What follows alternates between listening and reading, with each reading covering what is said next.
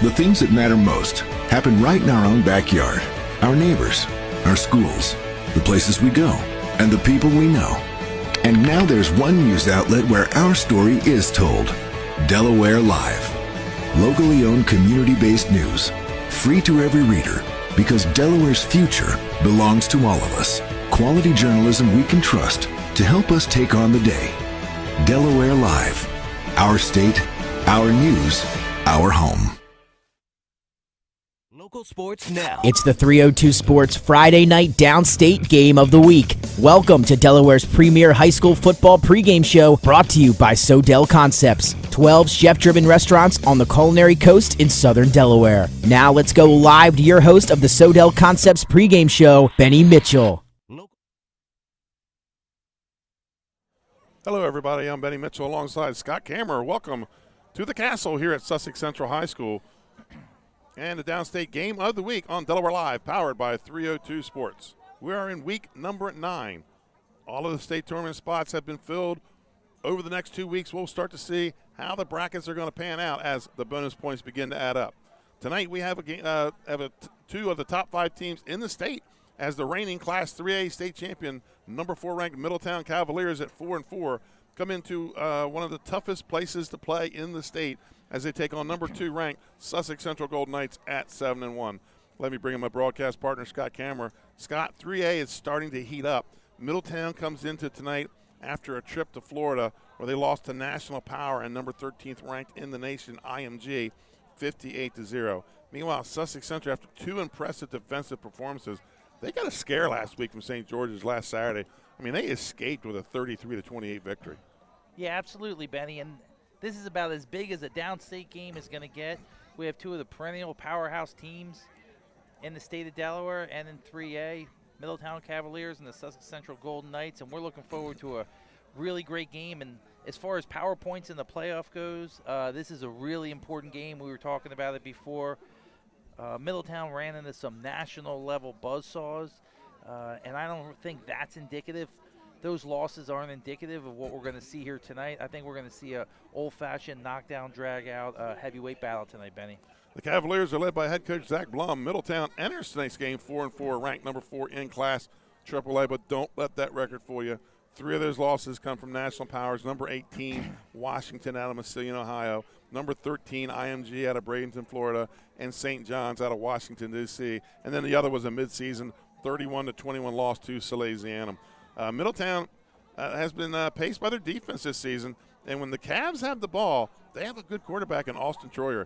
He has poise, he has a strong arm, and his favorite target, Noah Crisilla, they've hooked up 6 times this year for TDs. But Troyer has thrown his 18 TDs to 7 different receivers this year, Scott. Yeah, and he likes to spread the ball around. We've really enjoyed watching Troyer on tape. We're very excited to see him here in person. He can sling the rock around. He can get it up and down the field. He's got a featured back in Pearson who can explode through the line.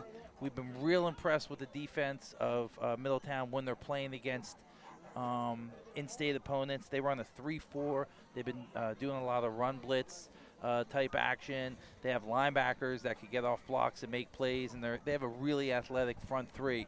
So this is really going to be an interesting game, and it's going to be an interesting matchup. And Noah Crisilla is an athlete. He is an absolute stud, and he can return the ball. He can catch.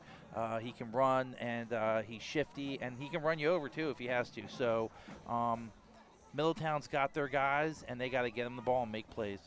Head coach John Wells leads the Golden Knights into his 27th season.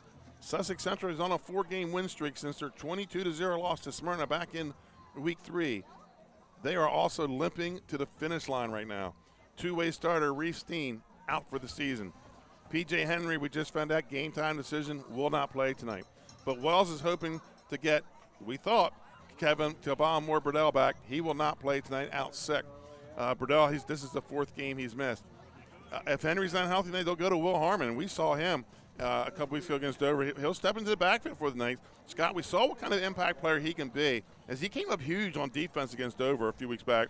Harmon also had a touchdown in the Cape game. Yeah, and Sussex Central is going to do Sussex Central stuff here tonight, and they're going to be missing some of their stars. But the thing we've been saying about them all year is that they're really balanced.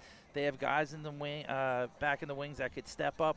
They have players that are going to make plays tonight. And the beautiful thing about Coach Wells' system is its simplicity. It's not super complex. You can plug and play. There's a lot of really good athletes on this team, and he knows how important the power points are and the playoff points and the seeding. And I think he's going to come out this game, and he's going to look to really make things happen with the athletes that he has on the field here today. So look for Sussex Central to do Sussex Central stuff. Well, folks, when we come back, we'll take a look at the Arenas Deli players to watch in tonight's game. Hi, I'm Scott Kammerer, president of Sodel Concepts, the best restaurant group in the state, and we're inviting you to come join our team. Sodel Concepts is a growing hospitality company with 16 restaurants and a variety of other hospitality businesses, all located in beautiful southern Delaware. We have recently added many departments to our executive leadership team, including a training department, a property development department, and a construction department. We invite you to come live at the beach and work with a growing restaurant group with many opportunities to advance your career. Sodel Concepts Restaurant Group, come check us out. Hi, I'm Scott Kammerer from Sodel Concepts. Today we're at Fish On in the Villages of 5 Points. Come check us out. Fish On is committed to serving beautiful, simple coastal cuisine in a cool atmosphere with a happening bar, spacious dining room, and outside patio. Popular dishes include the seafood stew and fresh oysters from the raw bar. Fish On's recently renovated event room and is the perfect spot for your next event. Fish On in Lewis in the Villages of 5 Points, open 7 days a week, best happy hour around. See you soon. And welcome back. Let's look at tonight's Arenas Deli's players to watch. Arenas Deli's 6 locations. The original location, downtown Rehoboth Beach. Arenas Cafe on the Highway 1 Rehoboth. In Lewis at the Village of 5 Points. At the airport in Georgetown, Milford. And their new location, the Arenas Pub on Highway 1 in Lewis. So let's take a look at their players to watch. And Scott, we're going to start with the Middletown Cavaliers. We're going to start with Noah Priscilla. 32 receptions, 397 yards, 6 TDs. He leads them in receiving touchdowns. He's a senior wide receiver. I think also plays a little bit on the defense. Yeah, one of the things that really struck me on the offensive side of the ball watching tape is Priscilla's versatile. He can do a lot of different things. He can catch the ball. He can run with the ball. He's a good returner. He's strong enough to be able to run through tackles and break arm tackles. So really on the high school level in the state of Delaware, he's really one of the better receivers you're going to see this season. And number 3, Michael Pearson, senior running back, defensive back. 10 receptions for 151 yards and 3 touchdowns, 87 carries for 423 yards. Scott, we were told that he was a game-time decision. He is dressed. He is going to play. We were watching him in warm-ups, and he looked good. I mean, right. he was getting up and down the field. He was taking handoffs. He's averaging almost 5 yards a carry. He is a feature back. He's a marquee back. He can take over a game. If their line gets the blocks they can against Sussex Central's defensive line, you're in for a long night with him running the ball right at you. And then number 10, the quarterback, Austin Troyer. He's a junior. 126 of 186. Scott, if my math's correct, that's about 68%, 67%. 1,597 yards, 18 touchdowns on the season. Yeah, one of the things that makes that interesting is 3 of those games are against national opponents. Right. So he can definitely throw the ball. He can make the reads. We watched him quite a bit. He can make a lot of different throws. He was throwing the outs. He's throwing the ups, throwing the crosses. So, I mean, he can play this game. He can get the ball up the field, and he can get the ball into his playmaker's hands. So that's a big part of what you're going to see tonight. It's the difference between the Sussex Central offense and the Middletown offense are about as dramatically opposite as you could get. So we're going to see who can impose their will on who tonight. And let's go to the Sussex Central Golden Knights. And we're going to start with Ivan Neal, number 52, the outside linebacker and offensive lineman. Senior, 32 tackles, 3 tackles for a loss, 2 interceptions, a big interception a couple weeks ago as Cape was driving in the first half or third quarter. Yeah, and Ivan Neal this year has been doing straight work, Benny. He's been doing the grunt work down in the trenches. He's been making things happen. We've really enjoyed watching him play, and it's good to see him as one of the feature players tonight. And especially with some guys out hurt, Ivan Neal's probably going to have to step up even more tonight. Absolutely. A guy that we thought was going to be bad. They've been waiting to get Kevon Moore-Burdell back from injury. My understanding he's out sick, out with possibly the flu tonight. So Kevon Moore-Burdell, 41 tackles, 7 for a loss, 4 sacks. That's only 5 games, Scott. He's out for tonight. He will not play. Number 8, Kyle Custis, tight end, defensive end, junior, 48 tackles, 7 tackles for a loss, 1 sack. So they kind of really don't skip a beat with Custis. Yeah, and that's one of the things we've been saying about Sussex Central. They have so many guys that can step up. Kyle Custis is a player, and we're hoping today maybe can be one of his breakout games that he's going to have to step up and make, and he's going to get a lot of opportunity because Middletown throws the ball a lot. So, folks, we're going to take another commercial break. When we come back, Scott and I will break down tonight's X's and O's. Hi, I'm Scott Kammerer from Sodel Concepts. Today we're at Lupo Italian Kitchen in downtown Rehoboth Beach. Come check us out. Located inside the Hotel Rehoboth, Lupo serves coastal Italian cuisine with fresh pasta made in-house daily. Lupo features plenty of unique craft cocktails and an extensive award-winning all-Italian wine list. Popular dishes include lobster bucatini, veal meatballs, grilled swordfish, and eggplant parmesan. Lupo Italian Kitchen on Rehoboth Avenue, serving happy hour daily and dinner 7 days a week. See you soon. Hi, I'm Scott Kammerer from Sodel Concepts. Today we're at Matt's Fish Camp in Fenwick Island, Delaware. Come check us out. Matt's Fish Camp features seafood classics, coastal comfort food, and chef-driven specials that pair perfectly with our large selection of craft ales, curated wine list, and camp cocktails. Matt's offers indoor and outdoor dining and is the perfect place to have dinner with your family, happy hour with friends, or enjoy lunch at the Raw Bar. Matt's Fish Camp in Fenwick Island, Delaware, open 7 days a week year-round. See you soon. And welcome back to Georgetown, Delaware. You're watching the Sodel Concepts pregame show on Delaware Live, powered by 302 Sports. As we get closer to kickoff for the downstate Friday night game of the week, it's time for the X's and O's. So let's talk what the Cavaliers have to do tonight to be successful. Scott, I think number one is they have to force Central to throw early, not Central throwing early. They need to force them into that passing game, limit their mistakes, get off the field on third down. Yeah, and forcing Central to throw early is easier said than done. You have to stop that option, and you're really going to have to stop that wing attack, and we really haven't seen many people do it. Smyrna is about the only one that's really been able to stop it, and that was because of a lot of mistakes that Central made. But besides that, they stopped themselves on that one, so we're interested to see if they can do that. And for the Golden Knights tonight, Sussex Central, they have to be efficient on first down, stay on schedule. Scott, they got to win the turnover battle here tonight. Yeah, and when it comes to high school football, you're talking about momentum, you're talking about turnovers, and believe it or not, a lot of what we've seen this year is special teams. Right. And who can get the return, who can get it win, can you make your extra points, and when it comes to that, Sussex Central's really had a good kicking game this year. So they definitely have the advantage in that. But the question is, what's going to happen on turnovers? What's going to happen with momentum? And who's going to be able to excel on special teams tonight? It's first responders here tonight at Sussex Central High School. They're honoring police, fire, and ambulance. And we're going to take a commercial timeout. We'll come back with the rankings and our turf report for tonight's game. We'll be right back. Hi, I'm Scott Kammerer from Sodel Concepts. Today we're at Thompson Island Brewing Company in Rehoboth Beach, Delaware. Come check us out. Located in the Rehoboth Gateway next to Blue Coast Rehoboth, Thompson Island will follow the Sodel tradition of serving beautiful, simple food that will pair perfectly with our fresh homemade beer. Thompson Island is the perfect place to have dinner with your family, enjoy happy hour with friends at the bar, or spend a day in the beer garden playing bocce ball and ping pong. Thompson Island Brewing Company in Rehoboth Beach, Delaware, open 7 days a week. See you soon. Looking to stay cool this summer? At Barclay Heating and Air, we're dedicated to keeping your home comfortable year-round. Family owned and operated, we provide trusted residential heating and cooling services to customers across central Delaware. Our experienced technicians offer reliable maintenance and repairs on all major brand HVAC systems. From air conditioners and ductless systems to heat pumps and furnaces, we also sell and install top quality units. No matter your needs, we're committed to getting the job done right with honest and timely service you can count on. Invested in our community, we're proud to help families in more ways than one, sponsoring and donating to many local programs and organizations throughout the area for dependable HVAC services. Give us a shout or a bark at Barclay Heating and Air.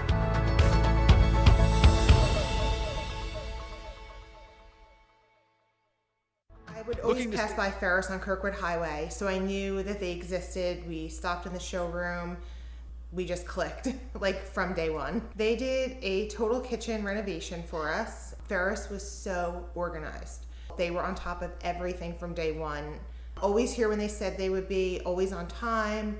kept to the schedule. The level of comfort speaking to everyone that works at Ferris, they were just super friendly, easy to talk to. It was like they were friends, not, people coming to work on our kitchen. The room is totally transformed from what it used to look like. To have all this seating now and the big table, the bench seats, it's great. I love coming home and just walking through the laundry room into the kitchen every day. It was just a great experience. We love Ferris. And welcome back to Delaware Live.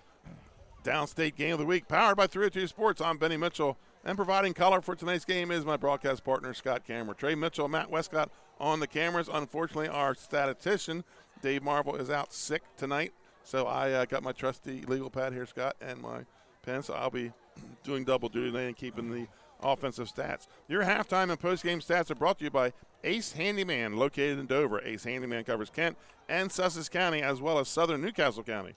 Call Nick Peeler today for your fix-it-up needs. And let's look at the Delaware Live Sports rankings. Here are our Super 7. Scott, I'll go ahead and start with Single A. Laurel still number 1, St. Elizabeth's number 2, Wilmington Charter to 3, Odessa 4, Tatnall 5, Seaford 6, and Indian River 7. Class 2A, Wilmington Friends, Scott, they might be one of the hottest teams in the state right now. Howard 2, Caravel 3, St. Mark's 4, Archmere 5, Lake Forest 6, Newark 7, and Scott, a team that's not in the rankings that because of a couple other losses. DMA, who could be a force in this playoff coming up. We're in Single A or Triple A tonight, Scott. Give us the Class 3A rankings. Yeah, the number 1 team in Triple A in the state of Delaware, Smyrna Eagles. Number 2, Sussex Central Golden Knights. We're going to see them here tonight. Sleazy Anthem is number 3. Middletown's 4. Sleazy Anthem just beat them. Dover's 5. Appoquinimink is 6. And Cape Henlopen 7. Cape Henlopen and Appoquinimink had a really good game. So we're looking forward to those two. So it hasn't really super been changed too much in AAA. No. But they've traded places a little bit. But I think you're going to see it really come into shape after this week about the playoffs. Yeah, 2 big games tonight. You got Sleazy-Anthem and Dover tonight. You have Middletown here at Sussex Central. And Cape Henlopen and a team that's just off the bubble, and that's St. George's. They're at Cape Henlopen tonight, maybe fighting out for that number 7 seed in the state. We're approaching kickoff, so let's check out the playing conditions with the turf report. Bermuda grass, not quite as green, but it's in excellent condition. I was down there earlier. Temperature is now 66 degrees. Scott, it was 76 when I got here around 4:30 today. And the winds are blowing. Where's our flag at? It's a light wind, and they're blowing from left to right on our screen. It's about time for kickoff. And let's talk about some of our sponsors making these broadcasts possible here in 2022. Barclay Heating and Air, Capstone Homes, Ace Hardware Handyman, Dwan Johnson State Farm, Arenas Deli, Active Pest Solutions, Louis Pizza. They're our player of the game, 11 Rehoboth Avenue, just steps from the beach and boardwalk. Lasher's Barbecue, Sodel Concepts, Sunbelt Rentals, and Grandpa Max. So players are coming onto the field.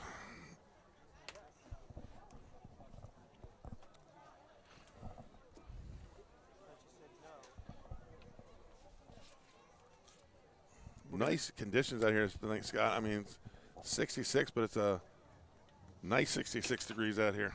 Yeah, it couldn't be a more perfect night to play football. We're going to roll right into the national anthem. Yes, we are. So we're going to turn our mics down, folks. We're going to turn up the field mic. And for the Sussex Central High School Marching Band and the playing of tonight's national anthem.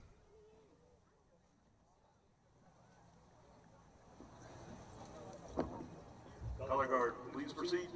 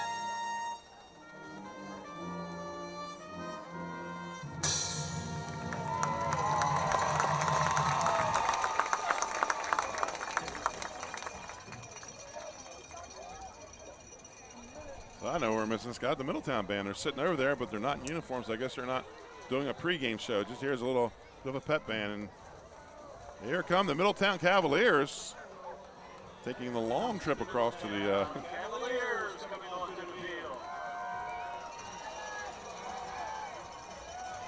Great atmosphere here tonight, Benny. It is getting crowded on both sides. I think the central bleachers are just about to capacity. Yep, student section starting to fill in. Middletown. Your 2022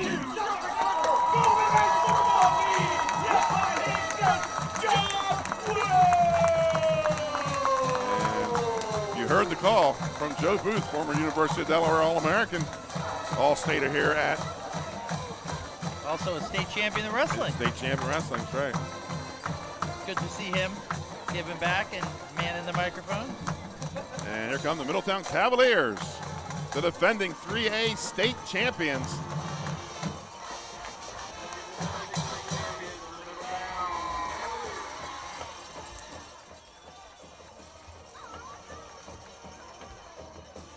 Beat Smyrna last year in an exciting state championship game. Great game, one for the ages.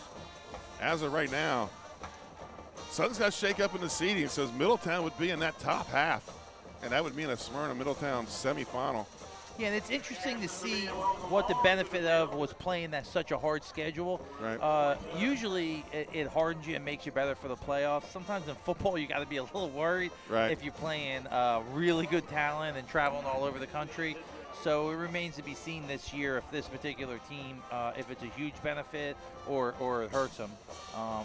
They're not super banged up right now, which is good. Sussex Central's more banged up than anything. And another thing, the football committee, I don't know if this is going to be official yet.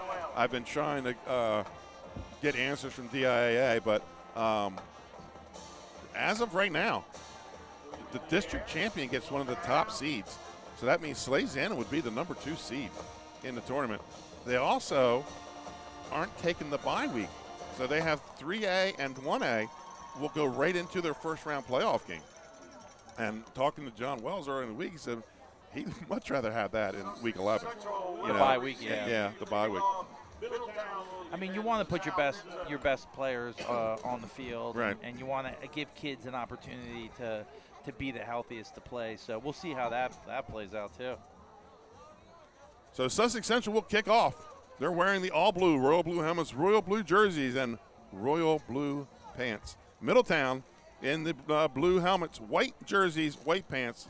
They'll be moving from left to right on your screen tonight. Middletown coached by Zach Blum, and Sussex Central by John Wells. So here we go, about ready for kickoff. Two great football programs ready to square off under the lights. And these are two traditions here, Scott. In Middletown, an upstate power. For your enjoyment, we have the Golden Tonsils. And I think we're about to switch announcers. Get ready for it. Mr. William T. Tom Morrow. I think having him as the announcer is really a great part of Coming here, yeah. what's cool about Sussex Central. Yeah. He'll sing fight songs. He'll sing Christmas carols. So I'm sorry, Middletown's kicking off. I had that backwards. So back deep for the Golden Knights. Looks like number 22, Andrew Long. And is that number 20, Harmon? Will Harmon? Yeah, and Andrew Long has had a great year. I mean, he's put up some really, really impressive numbers. So here we go. The Cavs kick it away. It's going to be a short kick. And the Golden Knights fall on it. Going to be at their own 38. First and 10 for the Golden Knights. We're ready for some football here, Scott. Watching that, you almost got to think that they were, trying to avoid a deep run back, but it gives great field possession to Sussex Central. And a game where field possession could be a big factor. I mean, I'm not crazy about that decision. Well, Will Harmon against Cape and Lebanon returned to opening kickoff 65 yards and set him up for a touchdown in 4 plays. So here we go, first and 10 for the Golden Knights. Ball at their own 38-yard line. Wing T formation. Morris goes under center. Motion comes with Long. And it's going to be Shields, and he is hit at the line of scrimmage. Looks like no gain on the play. Yeah, and that's number 60 on the tackle for Middletown, Kasim Powell. We're going to be calling his number a lot tonight, Benny. So no gain on the play.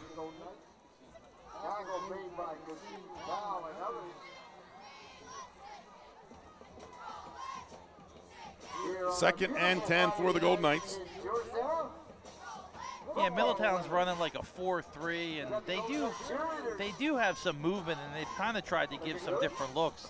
And they have 4 linebackers. The ball on the ground. Looks like they're going to pick up about 2 on the play for Morris. That's when you know things are going good, when you fumble the ball forward 2 yards. Right. So 3rd and 8 for the Golden Knights. Ball at their own 40-yard line. Third play of the game. Middletown, they're Class 3A District 1 team, and the Golden Knights Class 3A District 2.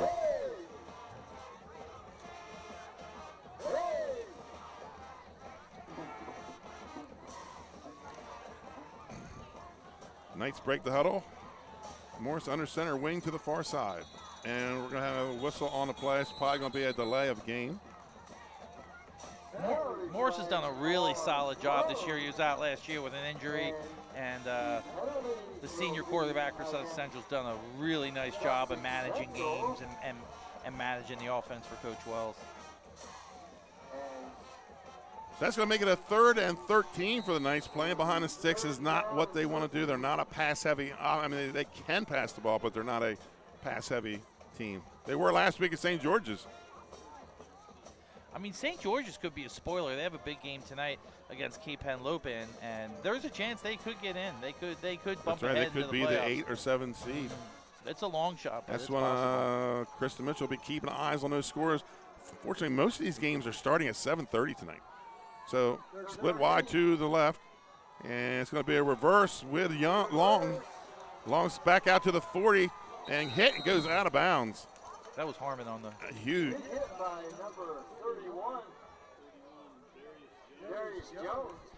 Yeah, that's 31 Jones on the tackle, Benny.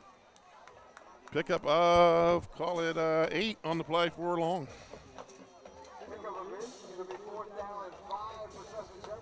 4th and 5 for the Golden Knights.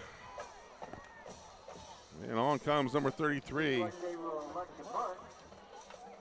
Yeah, that's E.B. Fajako. That's one of the things they're missing with Reef Steen out, too, because he was holding down the punting duties for him. Good snap. And a little rugby kickoff to the right. He's going to come back to the left. Bounce at about the 25. That's where he's going to pick it up. And they're going to take him out of bounds. 1st and 10 for the Cavs. Ball out about their own 20. See where they mark it. Right at the 30. Yeah, and we're expecting Middletown to come out firing with their passing game. And Troyer's going to try and get the ball. Number 18 outside. They run some trips on the offense and pretty much straight ahead, though. I mean, they're running pretty much a pro set with Pearson in the backfield and pretty traditional. Sussex Central runs a 3-4 with some real speedy, quick defensive linemen up front and some linebackers that can get off blocks and make plays. Here come the Cavaliers. Troyer in the shotgun, looks to his left and just off the fingertips of Priscilla.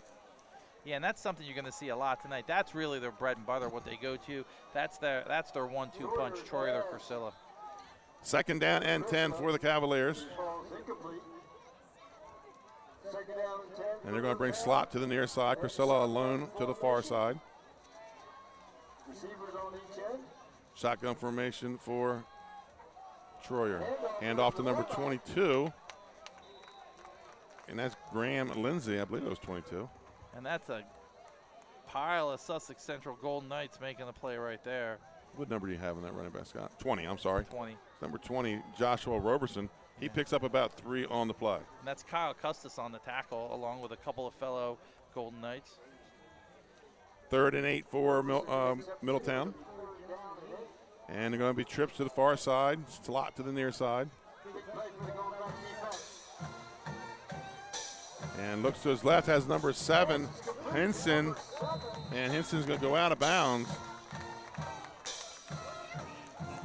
Cody Layfield with a big hit coming from his linebacker position. Gain of 1 on the play.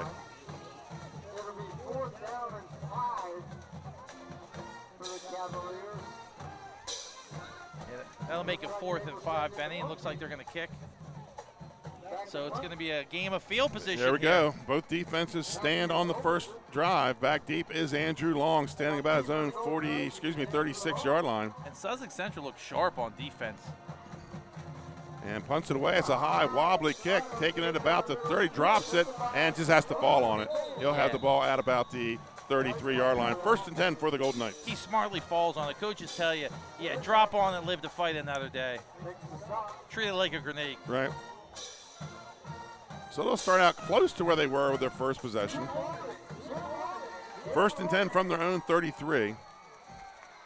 Looks like they got Malik Bell coming in the backfield. Usually Bring him in early. Yeah, usually he takes care of the game at the end. Yeah, in the second half. But Coach Wells is bringing in the heavy artillery early on. And he is heavy artillery. There's no doubt about that. I mean, he's finished off some games for Sussex Central, and he's just really put them away.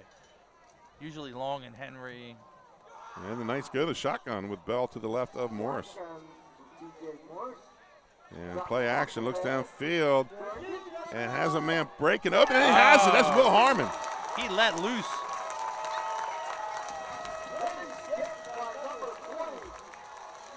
Great 30-yard pass. And that's Darius Jones on the tackle, number 31.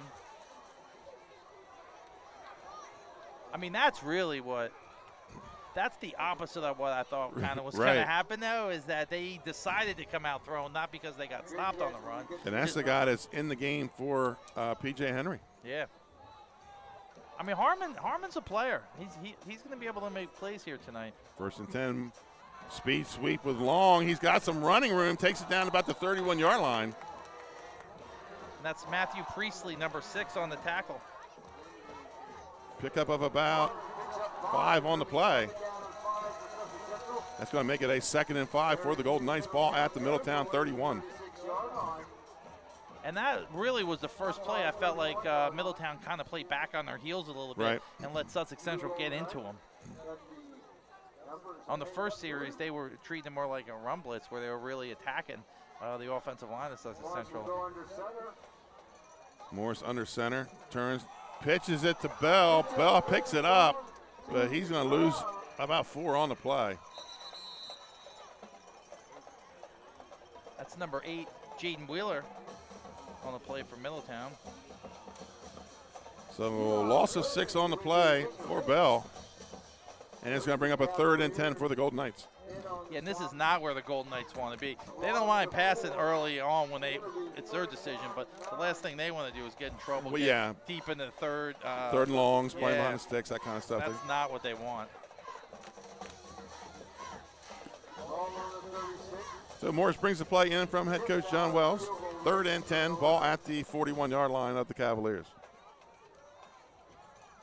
Shields back in at fullback.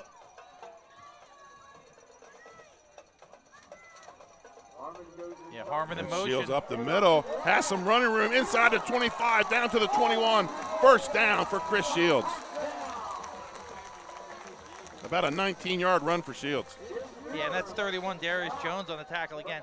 That's not where you want to make the tackle, though. He's got 3 tackles so far, but you like to see your defensive lineman making the tackles. You hate to see them all, the tackles being 10 yards downfield.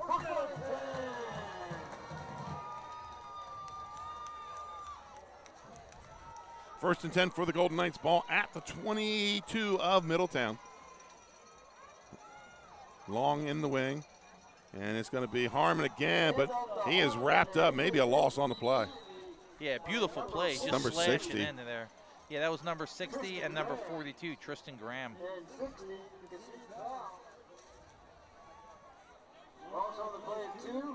So a loss of 2 for Harmon.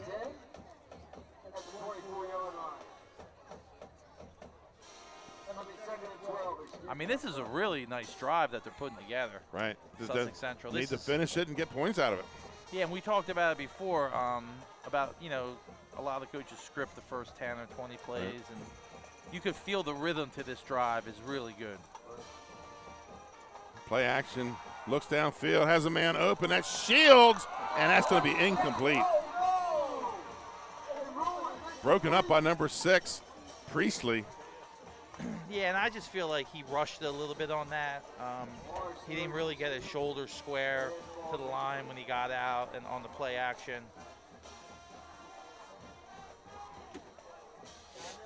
And I'm not so sure he was open either. 3rd and 12. Yeah, he was turning around as the ball was coming. Yeah, kind of forcing it into there. Right. But Morris was seeing some pressure there. And something happened. Long kind of looked back like he thought he was supposed to get the ball. Yeah, I feel like he pulled it out Right. because he saw something that he wanted. 3rd and 12 for the Golden Knights. Morris drops back, looks quickly to his left. Incomplete. Intended for number 4, Jameel Watson. That's going to bring up 4th down. They're throwing a lot The more. Knights already 3 passes here in the first 2 series. It's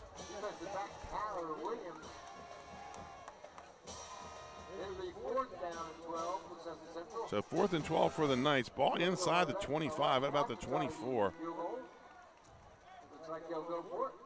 And it looks like E.B. Fajaco's on the field to punt. Fajaco. Field goal. Oh, going to attempt a 40-yard field goal. And we've seen them kick some long ones. I think once they're over the 40, they're in at least striking territory. Good snap, places down, the kick is up. That's good. And that's good. 40-yard field goal for E.B. Fajaco. The Golden Knights go up 3-0. Yeah, and E.B. Fajaco, he was our player of the game a couple weeks ago. And he's come to play tonight and be a difference maker. And we talked about in the pregame, special teams are going to be a big part of what we have going on. And rarely in high school are field goals too much of a difference. But Sussex Central's got a legitimate kicking game, Benny. 40-yard field goal by Fajaco.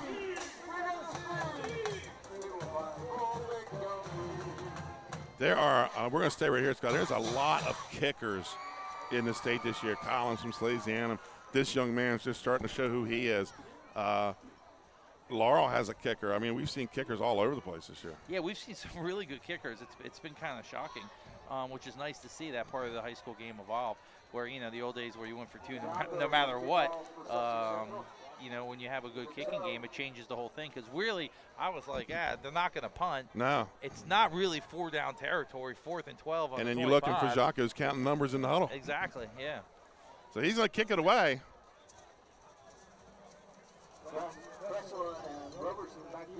Yeah, and high school's almost the opposite of like the pros, where like if you do kick a field goal, everyone goes crazy. Right. You're going to keep it on the ground. Going to be picked up. Oh! Picked up to second guy. This is going to be number 18. That's Priscilla.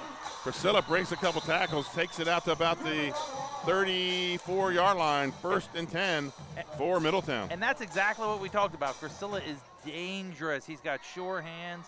He picked the ball up off the ground, and he has put Middletown with really good field position. Yeah, they're going to start off at there. It looks like 34-yard line, 1st and 10.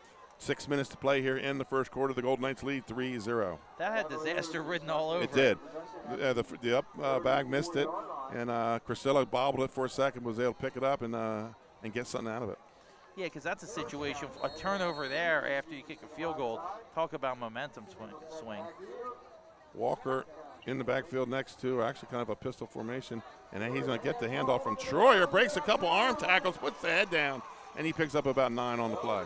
Yeah, and that's 22 Long on the tackle, Andrew Long, his first of the day.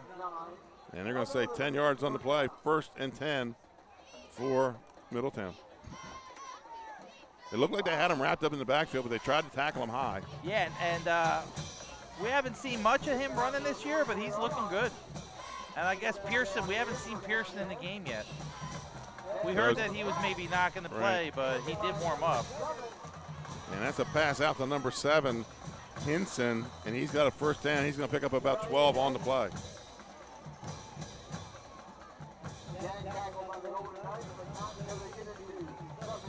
And no huddle offense here for Middletown. Yeah, that's number 10, Caleb Cox on the tackle for Sussex Central.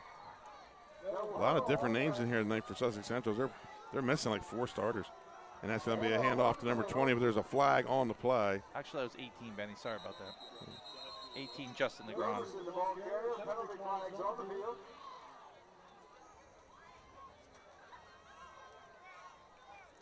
But yeah, quite a few different players tonight. Gabe Cannon not playing. Right.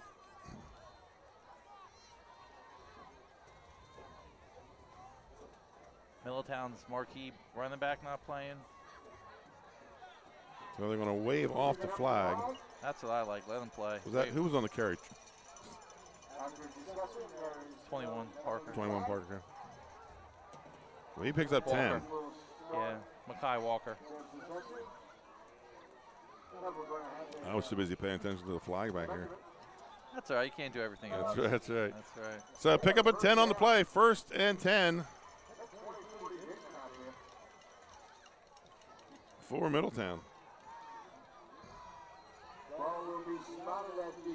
Yeah, in the backfield now for Middletown is number 20, Joshua Robertson. Throws out to, big collision there. I can see who made the tackle. Gets out of bounds. Pass to number 6, Priestley. That's number 20 on the tackle for Sussex Central. Harmon. William Harmon, yeah. 9 yards on the pass play. Brings up 2nd and 1. It's been a fast-paced game. It has. Oh, misdirection on the snap. Troyer's got the ball, but he's going to be wrapped up in the backfield. Looked like a direct snap to the running back.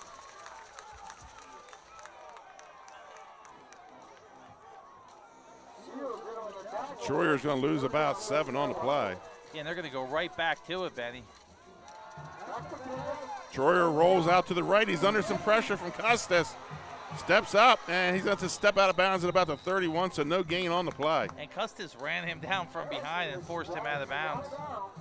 We said tonight might be the night Custis has to have a big game. I mean, tonight's tailor-made for him. It really is. He can pin his ears back and just go because they're going to be throwing the ball a lot. Ball, gain of 2 on the play. Ball out to the 31. Cavs are going to go for it. Ball at the 31. 4th and call it 6.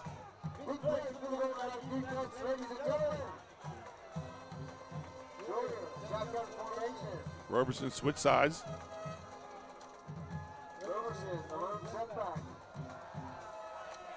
And looks out to Roberson. There's going to be a flag on the play. Roberson with some running room, and he's got the first down. We've got to see what the penalty flag is, though. And that's number 52, Ivan Neal on the tackle. That's his first of the night. It's going to be a hold on Middletown. And that was in the backfield, so that's going to be a big mark-off here. Yeah, Robertson made a couple guys miss and got into this onto the second level, but that's a backbreaker right there, that hold.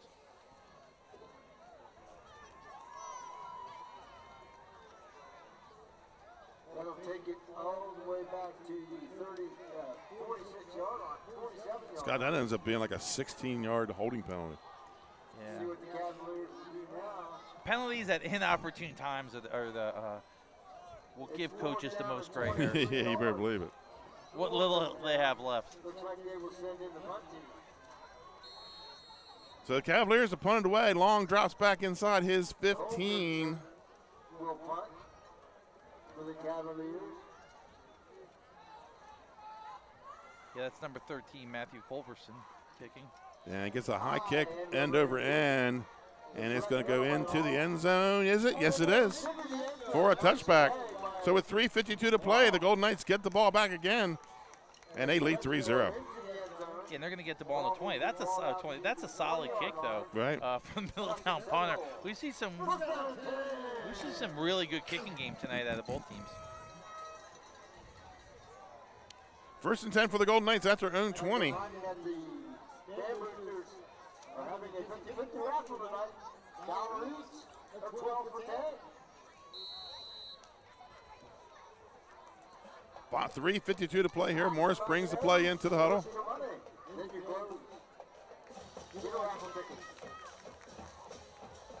It's been a very fast-paced game. Wing to the far side. Comes in motion. And ball on the ground. Morris has to pick it up and try to run with it. Throws it away. They're going to say he's outside the tackle boxes. He had 5 right over there. I think they're going to discuss it. He was looking like he was throwing the bell. They're going to throw the flag. Yeah, they're throwing the flag for intentional grounding. Yep, intentional grounding. They're ruling down, I guess, at the I do like how the refs get together and discuss it just to Right. make sure they're making the right And that's call. going to be a loss of down, too. So. Yeah.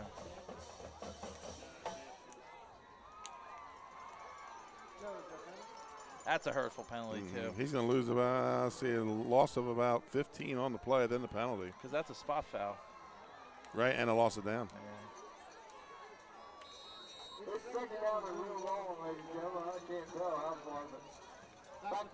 And ball batted at the line. And it's going to bring up a 3rd and forever at the 3-yard line. And that's a 3rd or 4th time he's targeted number 4, Jamel Watson. So it's going to be 3rd and 20. 3rd and 27, I'm sorry. 3rd and 27. Early score in. Smyrna leads Appo 8-0. This is the kind of situation where you maybe just want to run and get a few more yards, give your punter some room, give your punter some breathing room. You got Bell in the backfield, maybe a little hitter with him. They're going to throw it. And incomplete.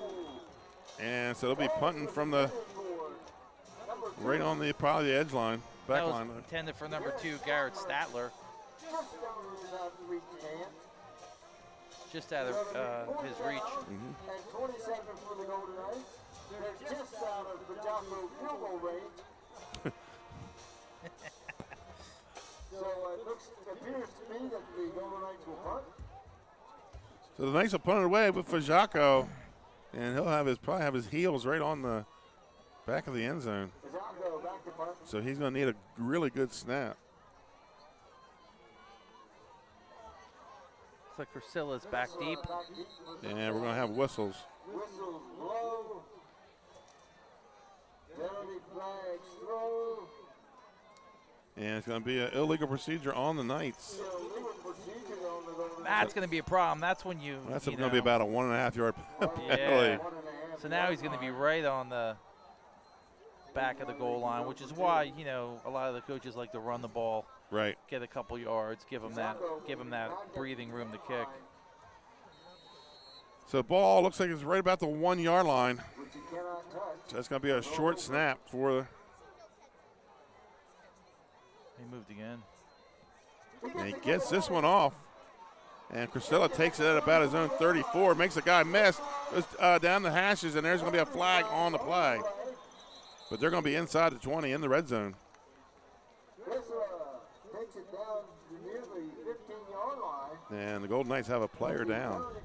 Yeah, and really this whole series and this change of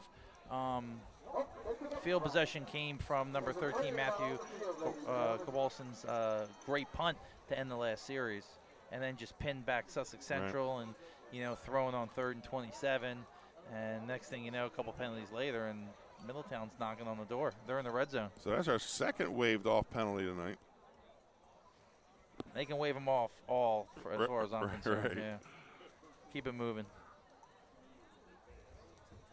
Yeah, I have a player down, not sure who it is. So we'll take a quick commercial timeout, folks. We'll come back. Your score, Sussex Central 3, Middletown 0. For over 15 years, our company has been building homes in Sussex County, Delaware. We offer a completely comprehensive program for our customers that makes building a new home enjoyable.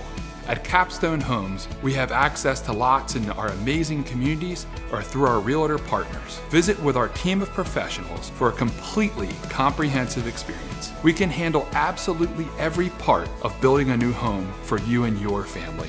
Create your new home. Create a Capstone home. So we're back from the injury timeout. It was Chris Shields, the player that was down. He's up and walking under his own power.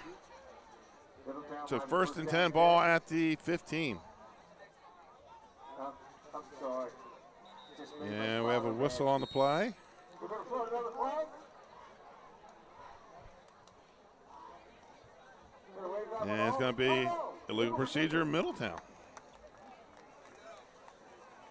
Against Middletown. So it's going to make it a 1st and 15, move the ball back to the 20. Back to the 20-yard line will be. And a game that was moving fast, Scott, starting to slow down a little bit. Yeah, slowing down. As fast-paced as it was, The first half of the first quarter, it's coming. Looks to his left, has Crisilla open. Crisilla makes a man miss. He's down near the goal line. And it's a touchdown for the Cavaliers.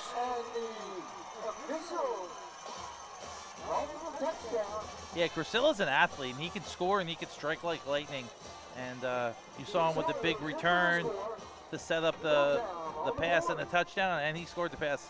He caught the pass and scored the touchdown. So he was a one-man wrecking ball on that drive, Benny. So Middletown takes the lead, 6-3 on the kick. Number 44, Ava Raponte.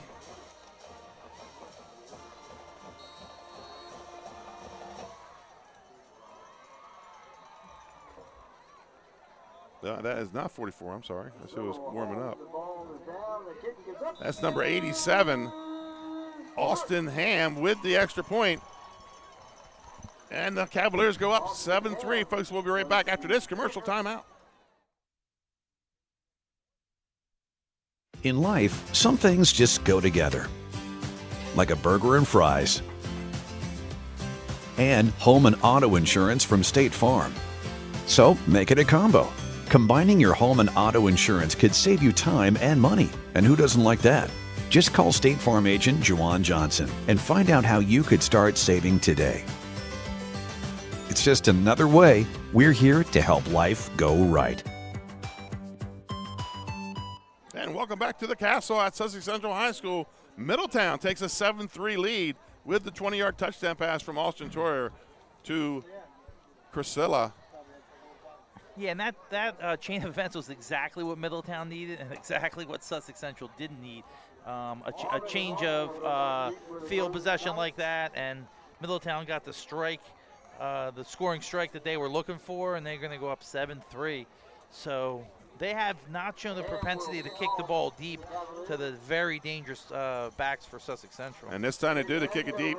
It's going to be taken by Harmon at about the 11, drops it, picks it up at the 10. Has some room up the middle, has a couple to beat, and he takes it out to about the 42-yard line. 1st and 10, Sussex Central. They might not be kicking to him after this again either.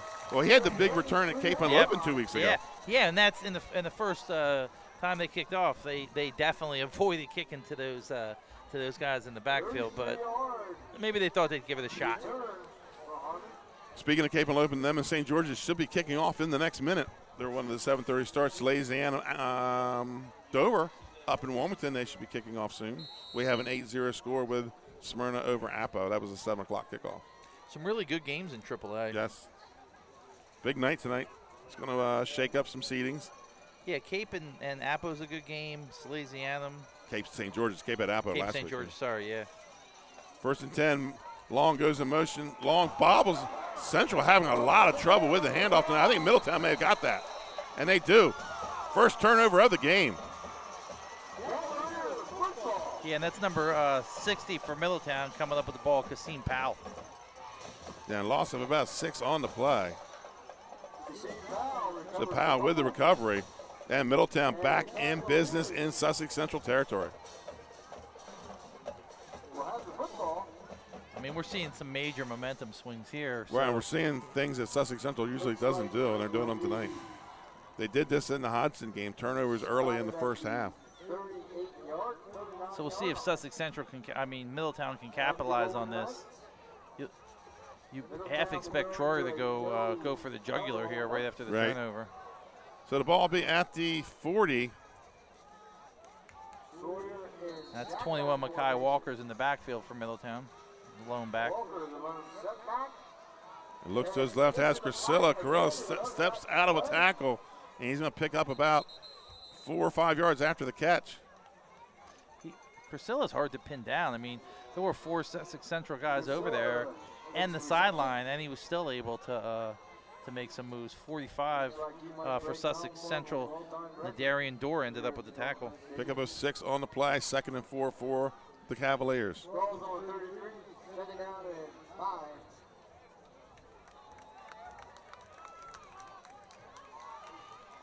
Golden Knights ranked number 2 in Class 3A. Middletown ranked number 4. And it's number 7, Tyrene Hinson, split out to the near side by here. Himself. One-on-one coverage. With no help. Looks to, that's who he looks to. He's off his fingertips long. there to make the tackle, but incomplete pass. Yeah, and Hinson was out there with man-to-man coverage, and we spotted it right before the snap, and Troyer saw it too and went to him. He just couldn't connect. The safety was sliding over in the cover two to try and make a play, but he had a little bit of a window to sneak it in there. They just couldn't connect. 3rd and 4 for Middletown. Defense gets lined up. Troyer again, shotgun. And we're going to have an offsides against Sussex Central, and that may be enough for a first down. Sussex Central, 4 penalties. Yeah, they're starting to look a little beat up and a little tired Right. at this point in the season. I could see where Coach Wells thought a bye week was a good idea. Right at the going end. into the playoffs, yeah. It's a long season. So that's going to be a first down for Middletown, 1st and 10 inside the 30. Puts the ball down at the 28-yard line. They got trips to the top, and Hinson by himself with man coverage here on the bottom. They got somebody coming out to help. Yeah, they got Layfield sliding now. And that's number 21, Walker. He's going to pick up a bunch on the play. Looks about like 11. And that's number 8, Kyle Custis on the tackle again. That's 3 for him. So another first down for the Cavaliers. Picks up another first down for the Cavaliers. 1st and 10 in the red zone. Ball at about the 17-yard line. Yeah, and they got Priscilla up top with a guy in the slot. Yeah, 2x2 on the edges. And 2x2 on the edges. And Walker stays. Throw out to number 6. That's Priestley on the catch. He may have another first down. Yeah, that's Matt Priestley on the catch. So they pick up about 9. Number 20, Will Harmon on the tackle. That's 3 for him also. Well, a pickup of 8. It's going to be 2nd and 2. Trips to the near side. And there's a Crisilla alone on the top half. It's a lone setback for the Cavaliers. And they're looking for He looks to his left. And incomplete to Crisilla in the end zone. Yeah, and Layfield and Harmon in on the coverage there, and they had him covered up pretty good. He had a little bit of outside leverage and a little bit of room between that and the sideline. He just couldn't connect with him there in the end zone. 3rd and 2 for the Cavaliers. 3rd down and 2. 54 seconds to play here in the first quarter. And say 2 backs in the back for this time. That's a handoff to number 20. That's going to be Joshua Robertson. Rob Robertson on the carry. He's got enough for a first down. He's going to pick up about 5 on the play. 1st and goal for Middletown. And that's 99, Andre Shepard. First time we're calling his number tonight. He is in for, he's been playing the last 4 weeks. Yeah. He's been in for Burdell. He's played really good for Burdell, and he's had a few sacks and made a couple tackles for loss, and he's played real well.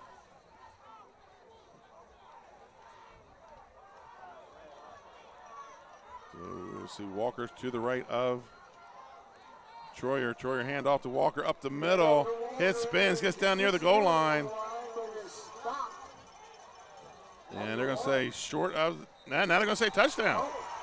Touchdown, Middletown. Now they're going to signal touchdown.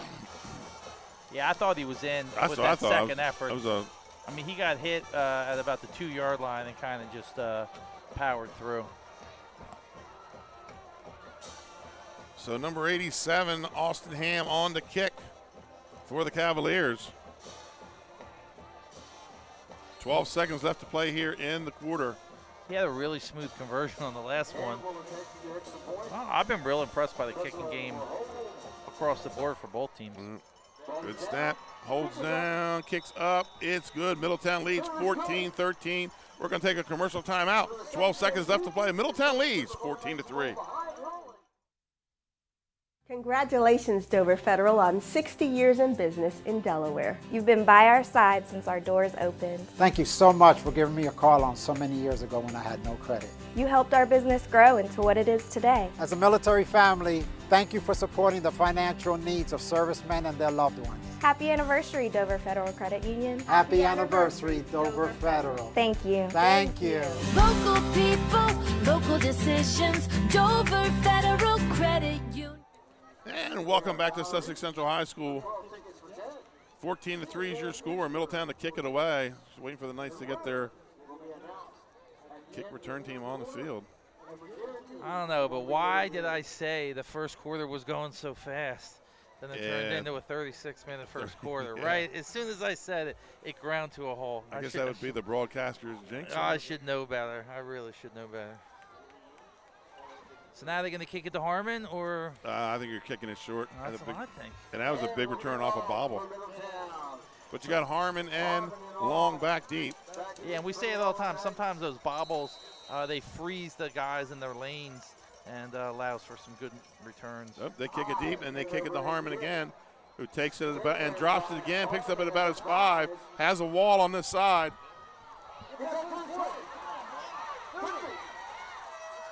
I'm starting to think the bobble's part of his routine. Yeah, really. He gets it out to about the 37. Yeah, that's number 19 on the tackle. That's Jacoby Rogers for Middletown. Jacoby Rogers makes the stop. Harmon gets out to the... And they were lucky to stop him. I thought for a second. So too, yeah. I thought, you know. He was one block away from breaking it. We ran the whole gambit from uh-oh. So I think that's the end of the first quarter, Scott. So at the end of one, your score, Middletown 14, Sussex Central 3. We'll be right back after this commercial timeout.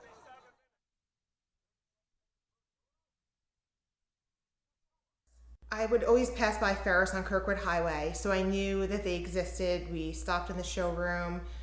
We just clicked, like from day one. They did a total kitchen renovation for us. Ferris was so organized. They were on top of everything from day one. Always here when they said they would be, always on time, kept to the schedule. The level of comfort speaking to everyone that works at Ferris, they were just super friendly, easy to talk to. It was like they were friends, not, you know, people coming to work on our kitchen. The room is totally transformed from what it used to look like. To have all this seating now and the big... And welcome back. First and 10 here for the Golden Knights. And it's a reverse with, looks to be number 21. Was enough for a first down. We'll see who the ball carrier was in a second. It's like number 21. That's Sturgis. Shaquan Sturgis. It's a new number we're calling tonight. Picks up about 10 on the play. First down for the Knights. Ball out to, what, 48-yard line? You can tell it's fall, Scott. The green grass is turning white. It does look like a fast surface tonight, though. Right. And we have a whistle and flag on the play. Shields back in the game, so that's good to see. He was out for a couple plays. That's going to back up the Golden Knights 5 yards. Yep, we're going to make a 1st and 15. That's, I think, 5 penalties here in the front. And they're not, the yardage isn't big because they had the 2 half the distance down there. But they're, the pre-snap penalties are drive killers. 1st and 15 for the Knights, ball at their own 43-yard line. This is a big drive for Sussex Central. You hate that, say that about the second quarter drive, right? But you hate for this game to get away in the first half like this. They need to settle down and get a nice long drive. Rolls out to the right under some pressure and has to throw it away. Incomplete pass. He was looking for Shields. Shields is open for a second, but the linebacker picked him up coming across. That's going to be a 2nd and 15 for the Knights. Pressured by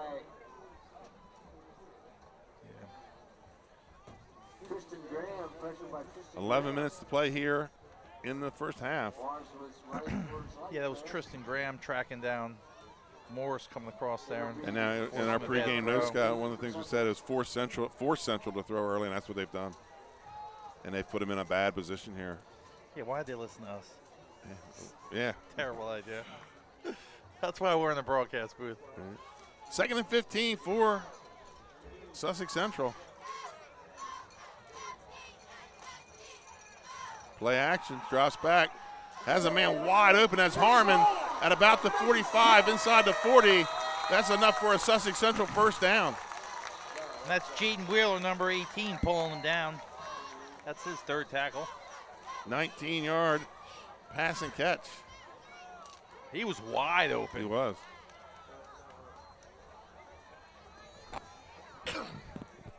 First and 10 for the Golden Knights at the 37. Harmon's been very active tonight. He has. Kick returns. He's run the ball a couple times. Caught 2 passes. Yeah, that's a really nice 19-yard pickup. First and 10 for the Knights. Sturgis comes in motion, takes the handoff, runs into his own man, and then hit from behind. Maybe a yard on the play. Looks like it'll be second down and 10. Middletown slow to get up. That's number 70 on the tackle for Middletown, Eli Curran. Powerhouse takes it down to the 36. Pick up of the yard, second down and 9. Salesianum leads Dover 3-0. Smyrna now 22-0 up over Appoquinimink, and Caraval leads Milford 14-0. Dover and Sal's an interesting matchup. It is. 2 distinctively different styles. Second and 9. Oh, handoff up the middle to Shields, and he takes it down to about the 21-yard line. That's going to be enough for a first down.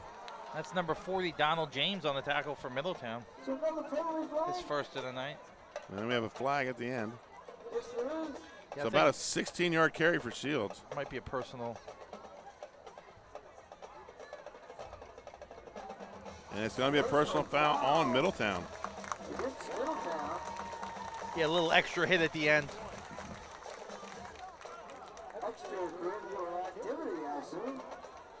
A little rough stuff at the end, Benny. Nothing wrong with that. Nothing wrong. Nope. It just puts you deep. But you're giving them a chance to get themselves back in this game with 9:37 to go. And this is what Sussex Central needed, this drive right here, because I felt like the game was starting to slip away, and Middletown was really starting to get some momentum, scoring on right. the last couple drives like that. Two back-to-back scores. Yeah. Ball at the 12. First and 10 for the Golden Knights.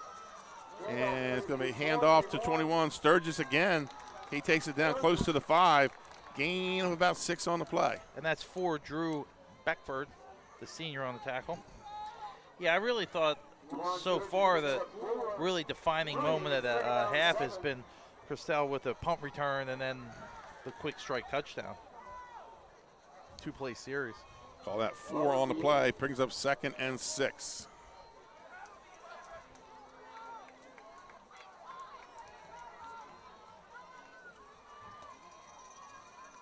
And it's going to be a handoff again to Sturgis. He takes it down inside the 5.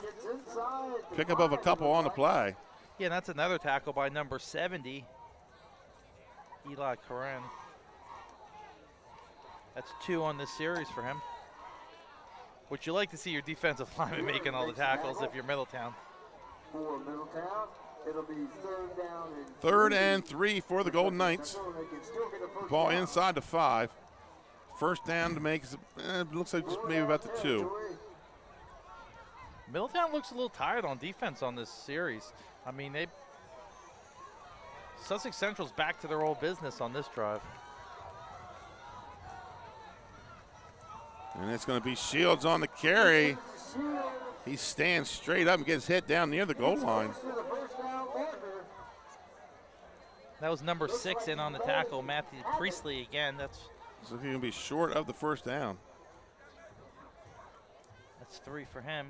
Yeah, I think really the biggest play of this drive so far is the 19-yard pass to Harmon to get him out of the hole. And it looks like they're going to take a measurement here. 7:33 to play here in the first half. Do I dare to say it's going fast again? No. Because then we'll probably have a 20-minute halftime or something. Yeah. we think he has it up here. So bring the chains across the field. Notice with the grass going from green to like a gray, they go with the blue numbers on the field, Scott. Keep the white lines out. I like that.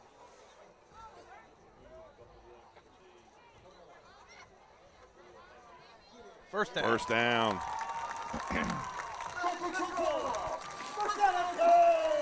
So 4 shots from the 1, Scott.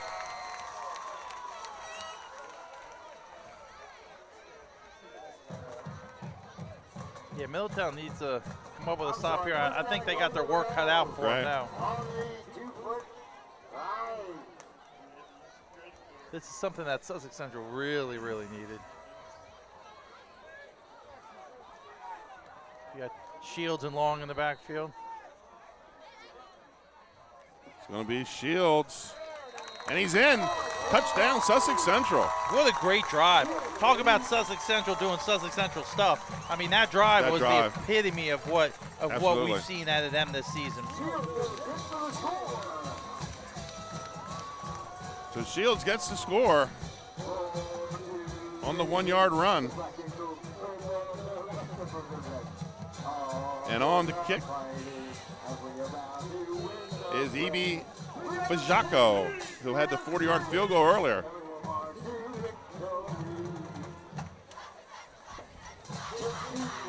On the hold, number 13, Jace Peden. Holds down, kicks up. It is good. That makes the score 14-10. So Scott, we'll be right back after this commercial timeout with 7:25 to play in the half. Middletown 14, Sussex Central 10. Welcome to Premier Physical Therapy and Sports Performance. We're a locally owned outpatient physical therapy practice with convenient locations in all 3 counties in Delaware. At Premier, we have experienced physical therapists with advanced credentials, but their hospitality, passion, and enthusiasm is what makes the difference for you. Find our convenient locations at premierptsp.com. You may have tried physical therapy, but have you tried Premier? Welcome to Premier Physical Therapy and Sports Performance. We're a locally owned outpatient physical therapy practice with convenient locations in all 3 counties in Delaware. At Premier, we have experienced physical therapists with advanced... And welcome back to Sussex Central High School. Her score 14-10. Sussex Central will kick it away. And looks like back deep, looks like number 20, Joshua Roberson for the Cavaliers. Yeah, and we haven't seen Pearson yet, so we're thinking maybe that was a decoy. Right. Him warming up. Fooled me, which doesn't take a whole lot. This one goes deep and over Roberson's head. And Scott, this is, I've said this in a couple games earlier, this was makes Fajako a weapon, is the ability to not let them return balls. He could be my Henlopen North Conference, which doesn't exist anymore. Right. First round draft pick. That's right. He could be my number 1. So 1st and 10 for Middletown at the 20. 7:25 to play here in the first half. So I'm Coach Blum would like to get this down the field, get another score on, get that 2-score lead back. And here we go, 1st and 10 from the 20. Yeah, defensive stand by Sussex Central here is really what the doctor ordered for them, for the home team. Yeah, it's going to be a handoff to 20 or 21. It's number 20. And that's 23 on the tackle, Chris Shields. You know, with Robertson on the... Yeah, Robertson pick up about 9 on the play. Clock going under 7 minutes. 2nd and 1 for Middletown.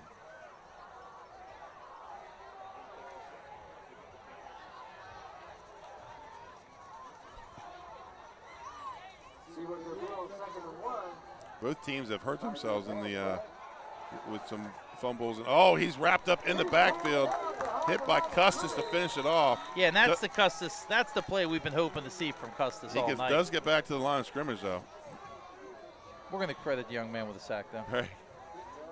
Looked like 99 initially was in there. Shepard. Yeah, Shepard was in there. We're going to give him a half a sack. So 3rd and call it a long one. And really that's what we would be hoping to see from the Sussex Central line, stepping up against this pretty potent passing attack, that they were going to get in the backfield and make some plays. And that Middletown really, really needed to do something to defend them. It's going to be a handoff to Roberson. There's going to be a flag on the play, usually in the holding area. Yeah, that's number 8, Custis, on the play again. He has enough for the first down. And it is going to be a hold on Middletown. I actually think they held Custis on the edge. And then he got made tackle. And then he made the tackle at the point of attack, yeah, which, if that's the case in film, it's going to be someone's getting yelled at. Looks like we might have an injury, or yeah, somebody's down for the Knights. The night crew is here tonight. There's our student sections, you can see. A lot of movement, a lot of activity. Yeah, they got a player down. It's a Sussex Central player on the Middletown sideline. It'll be 3rd down and 10 to the Cavaliers.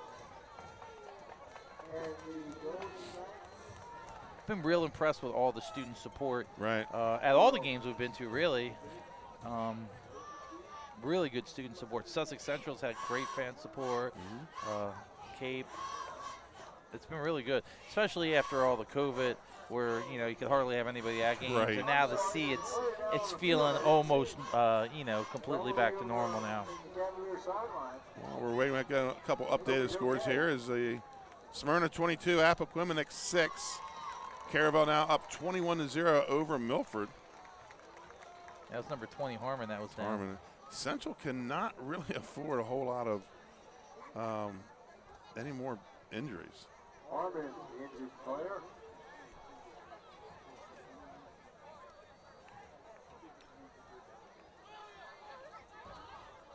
Hope he's okay.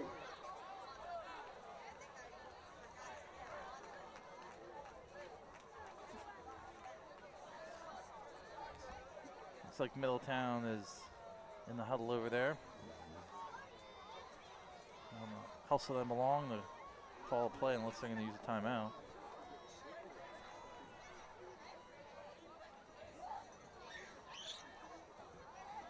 Here we go, back to action. 5:54 to play. And Middletown's facing a 3rd and 10, ball back at the 20 on the penalty.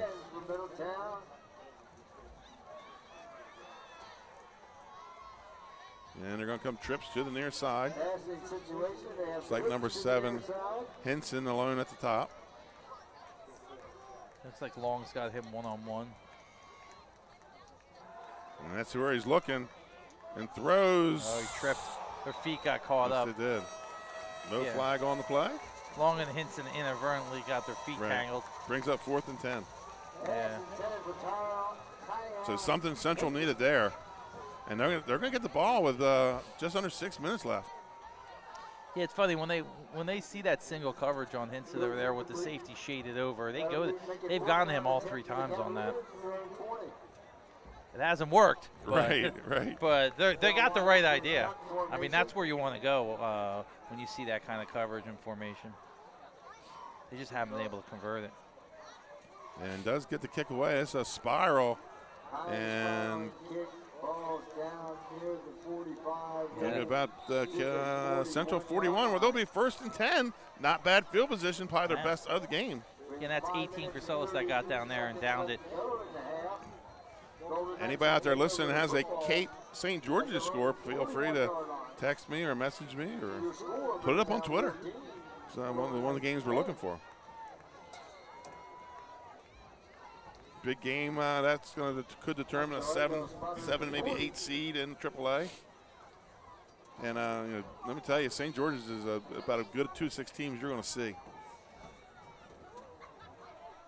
Yeah, and I feel like Sussex Central has settled things down since, the middle of the first quarter when things kind of fell apart for them. They got some penalties, they got pushed back, they made some bad decisions, punted it away, and since then they've settled down. 1st and 10, they're going to the shotgun, Scott. And going to be play action. And nobody there, incomplete. Yeah, 21, Sturgis was in the vicinity to avoid a flag. Morris was under heavy pressure there. Couldn't tell if they were trying to set up a screen. Yeah, I think that's what they were trying to do. They were trying to play action, roll them out to this near side. But I think Sturgis was just too deep for what Morris was looking for on that play. He's looking for more of a shallow crossing route. 5:27 to play here. 2nd and 10 for the Golden Knights. Morse goes back under center this time. It's going to be a handoff to Sturgis, but he goes nowhere on the play. That's Kasim Powell making a tackle in the backfield. He's got 4 tackles and a fumble recovery tonight in the first half. 3rd and 10 for Sussex Central. Kasim Powell making an early argument for pest to the game. Yeah, absolutely. Which is a positive thing. Yeah, I think we have the fans established now. The active pest to the game. Absolutely. The player who causes major problems for the Sean McMahon opponent. from Active Pest Solution thinks it's a positive thing. So No, it is. It's an absolute. Yeah. They're a great company. We Yeah. work with them a lot. They've been a big help to us. And he looks down the right side, has a man open, incomplete, broken up by number 11 on the play. That's Tyler Williams. That's going to bring up a 4th down. Yeah, and they targeted Watson again. That's his 5th target, and they're going to hook. They're going to hook up with him at some point here because they're making it a point to throw to him. So 4th down, the Knights will punt it away as Fajako comes on the field.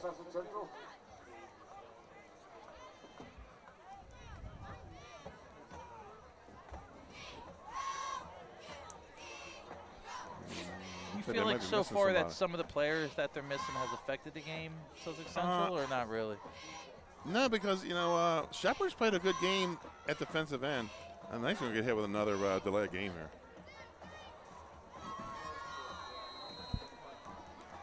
Call timeout. Yep, they're going to call the timeout. We're going to take one with them. Your score with 4:39 to play here in the first half. Middletown 14, Sussex Central 10. We'll be right back.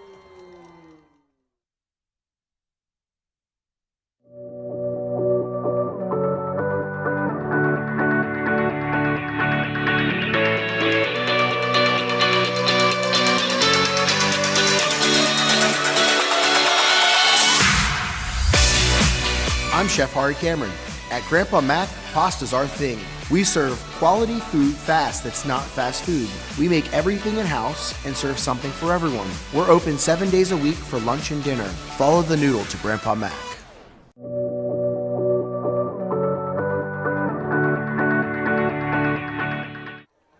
And welcome back to Sussex Central High School. We're at the Castle.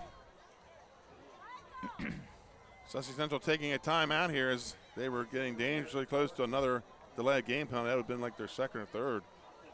And Scott, that's the first time out of this game. An hour into it.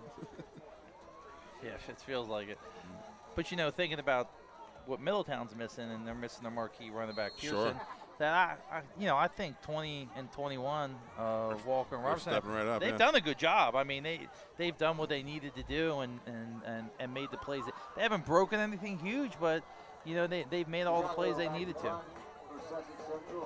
So Vajako on the punt, and he punts it away, and he kicks a high floater. And Crisilla takes it at about the 24, turns, goes backwards. Now coming down the sideline, there's going to be a flag on the play. Probably a block in the back or a hold. Yeah, there's definitely the way they threw that flag. That's when they really see something, and that's Custis Long and number 82. That's Ezekiel Rowe that forced him out of bounds there. I want to thank Stephen Howe for answering us. St. George's leads Cape 7-0 in the 2nd quarter. So you put the request out there. Who asked for that? We don't want to know that score. Come on, 7. I'm a Cape guy. So. That's right. That's all right. That's all right. They've exceeded my expectations for the season. Yeah, so. got the 4 wins. There you go. I'd like to get the 500. It's another big penalty on Middletown. That's a killer right there because Crisillus, Sussex Central had a beautiful punt. Crisillus made a nice return. Absolutely beautiful return, yeah. Sometimes when you reverse field like that, though, it throws your blockers off a little bit, Absolutely. And you get extended. So 1st and 10 for Middletown at their own 15.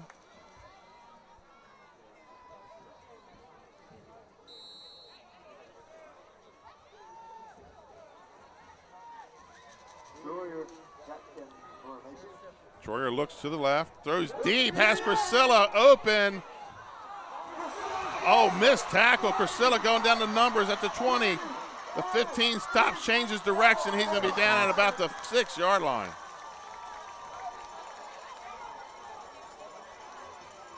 Yeah, number 7 made a really great play. Trasimir Willis to track him down, but Troyer let that one go. I mean, he put some air under it, and that could be the best pass play we've seen in the games we've done this year. 89 yards. Yeah, really nice. Great hustle play by Willis, though, to get down there and put a stop to it. I wonder if they're going to come right back to him, though. No. That's Roberson going for the edge. Gets it. Touchdown, Middletown. Roberson he's putting in work tonight, man. He is. Big run for him. He got that corner and wasn't willing to give it up. 3:50 to play. And Middletown adds another one here. Go up 20-10 here in the first half. It looks like the outside contain on Sussex Central got sucked in. And their wide receiver on the outside put on a nice block on the corner and paved the way for number 20 Robertson to score his first rushing touchdown of the game. Ham on for the extra point.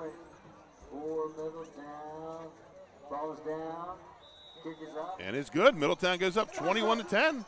Folks, we'll be right back after this commercial timeout.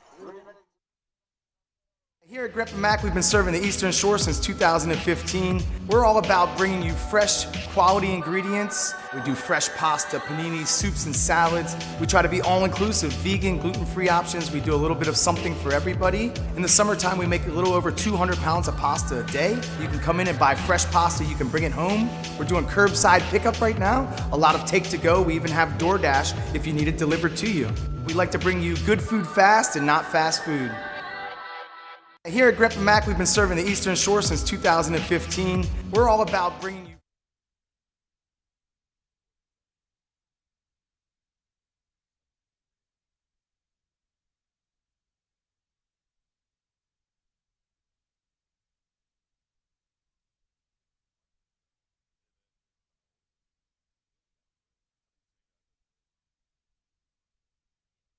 And welcome back to Sussex Central High School. Middletown with their third touchdown here in the first half. They go up 21-10. Hey, Middletown has impressed me, man. Their offense has definitely impressed me. And they're versatile. Short kick. And Bell's going to fall on it. And it's going to be 1st and 10 for the Golden Knights. So 3:47 to play here. First half, ball be at about the 31-yard line for Sussex Central. Coming up at the half, then the half we'll have the Ace Handyman halftime stats.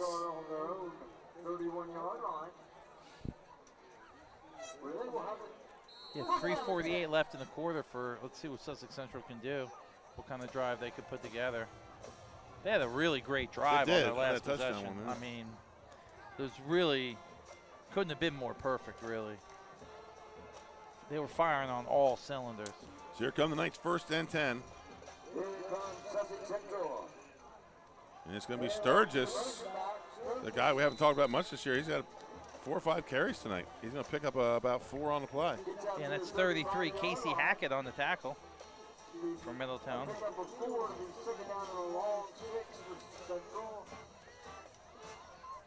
Jimmy's 2nd down for the Golden Knights. 2nd and called about 7.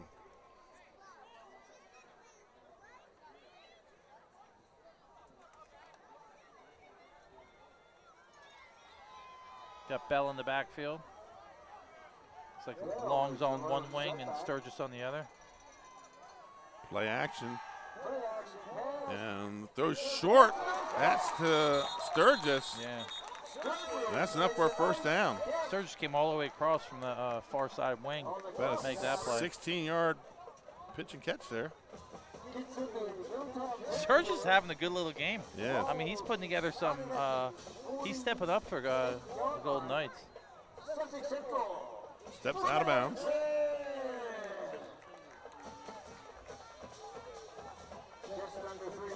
He showed a nice little set of hands on that play, though. Yes. The guy had to step in. And is filling his role tonight. And that's not easy coming all the way across like that through traffic and catching on the far sideline. Ball at the 49 of Middletown. Play action, rolling to his left, under some pressure, looks downfield, has a man open, incomplete, broken up by number 11, Tyler Williams. Yeah, and Tyler Williams was right on that play. I mean, he was right there, right in the hip pocket of the Sussex Central wide receiver. That was targeted number 4, Watson. Just over the outstretched hands of the receiver. Make it 2nd down and 10 for Sussex Central.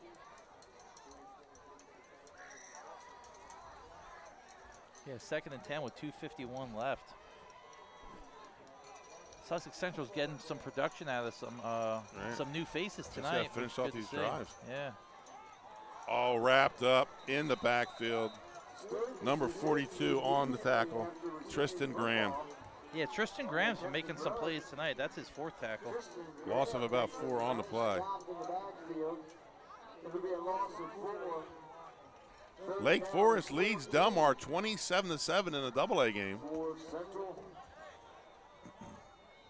Ball is spotted at the 47-yard line of the Golden Knights.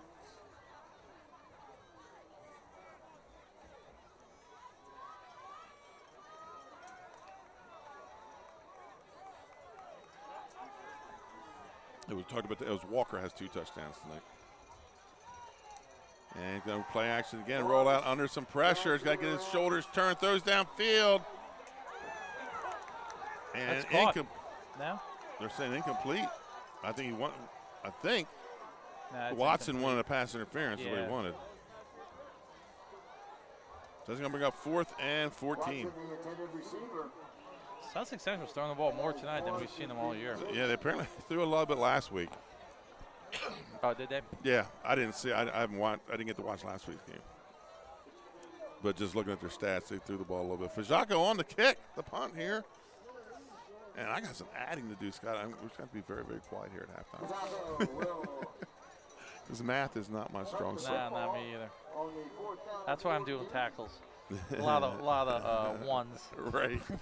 Check marks. Back to the Evermakers, number 18.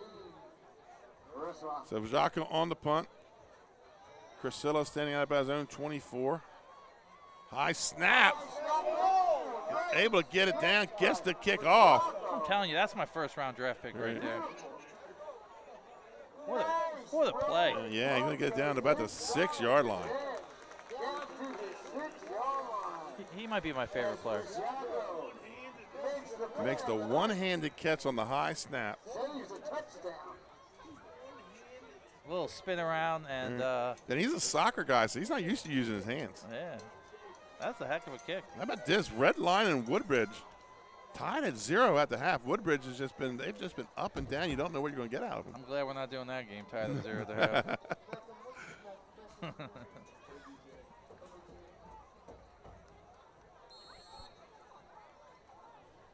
So Sussex Central defense back on the field. Been real impressed with the defensive line today. 99 Shepard, right? 8 Custis, and 45. That's Dorr, Ladarian Dorr.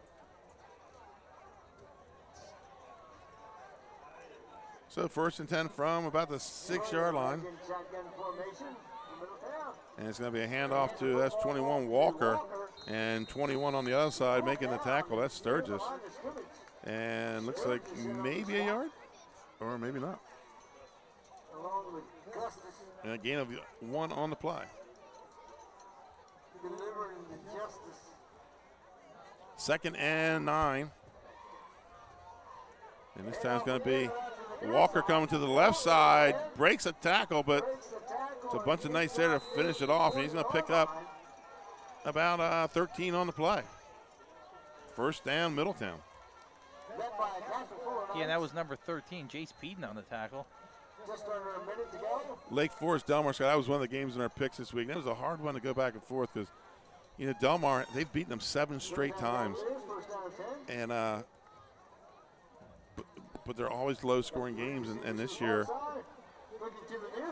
come back to right after this, Priscilla, incomplete, is Lake Forest with the ability to put points on the board this year, and they're doing it. They're up on by 3 scores on Delmar tonight. Yeah, so getting back to the scoring here, so Walker's got 1, Robertson's got 1, and Crisella's got 1. Walker's got 2.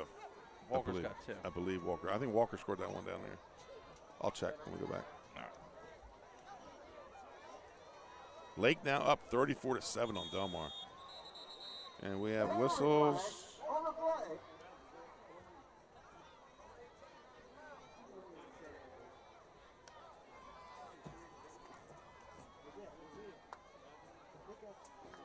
I'm sorry, I have Roberson with 2 scores. We'll check that at the half. Yeah, we're going to have to get some confirmation on that one. That's what happens when your official score is out sick. It's like a sideline warning on Sussex Central. It appears to be. Yeah, they're over the 45.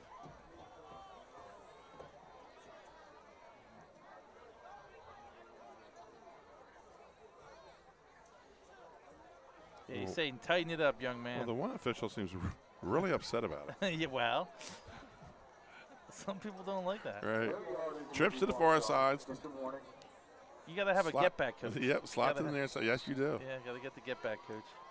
It all got to get back. And incomplete to nobody in the area. That's what happens when you don't have a get back coach, though. Right. You get called for warnings and penalties for sideline violations. 42 seconds to play here. 3rd and 10.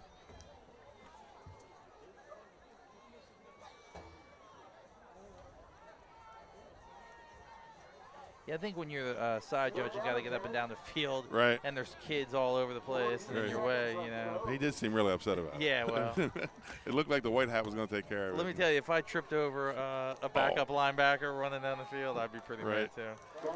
Or the guy that carried the water buckets out here tonight. There you go. No one in the backfield but Troyer. Troyer rolls to his left. Directing traffic. Does Priscilla have it? Yeah, he caught that slide and catch. They're saying he does. And that's going to be a first down. You know, it's all how you sell it when you come up. Yes. That's a big part of it. And Middletown. You know, in high school with no instant replay and no, Jumbotron, you got to sell it. So Middletown takes a timeout. And just as they do, Scott, we're going to stay over here because my text messages are going crazy. I'm getting some scores. Oh, really? What do you got? I got St. George's 13-6. Still in the second quarter. Got Lake Forest 34-7 on Delmar. I thought if Lake could put, 3 times this year they've put 50 on the board. They can score. They can. So, and that game's going to be for seeding, and I think both teams have qualified. Delmar's got a good squad, though. They do. They played Cape tough early, and then they just got worn down.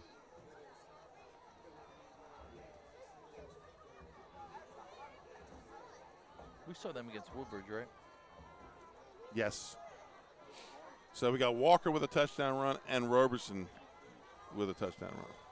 And Chrysilis with a catch. With a catch, correct. Shockingly, I was correct.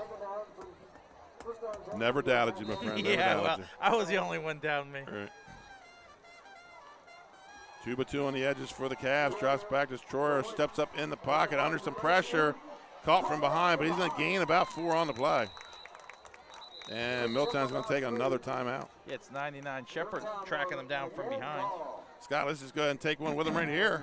We'll be right back after this commercial timeout.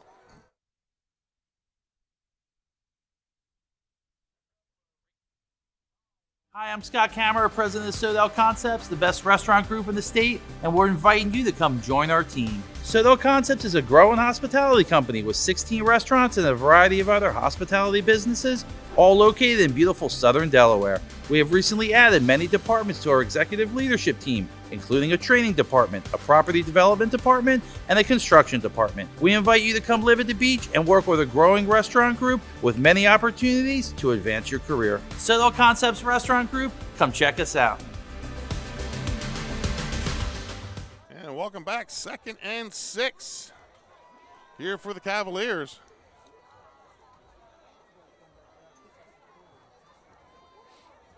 Trips to the near side. Slot to the far side. Troyer alone in the backfield. Troyer takes the shotgun snap, looks to his right, and has a man open. It's an incomplete pass to number 7, Henson. I will say, Troyer's really been letting the ball fly tonight. He doesn't second guess himself. When he sees it, and he lets it go. He's got a nice little release and good accuracy. Woodbridge and Red Lion now tied 8-8. I gotta say, he's probably the best. Oh, he lets that one rip downfield, an incomplete pass. Probably the best throwing quarterback. We have a flag over here on the near side of the field. Please tell me that's a sideline violation. It could be.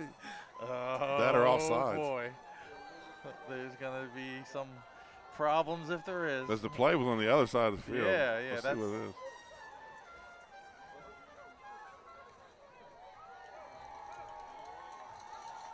He's calling it off.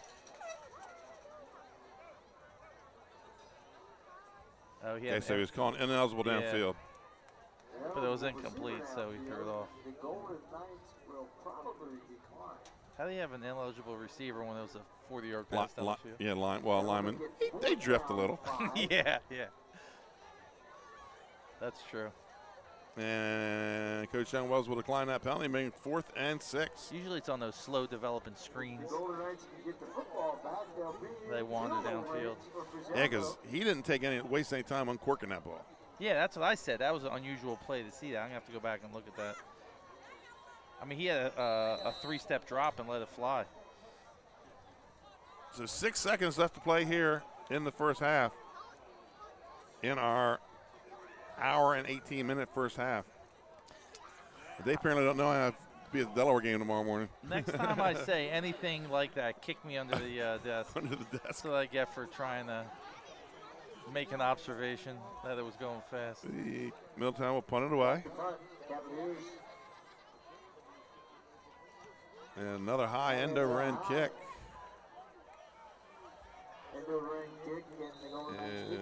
And no time left on the clock, so that's the end of the first half.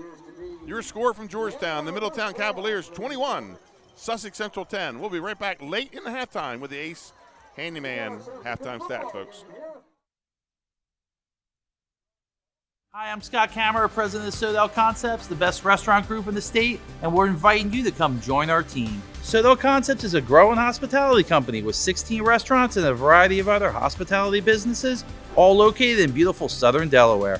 We have recently added many departments to our executive leadership team, including a training department, a property development department, and a construction department. We invite you to come live at the beach and work with a growing restaurant group with many opportunities to advance your career. Sodel Concepts Restaurant Group, come check us out.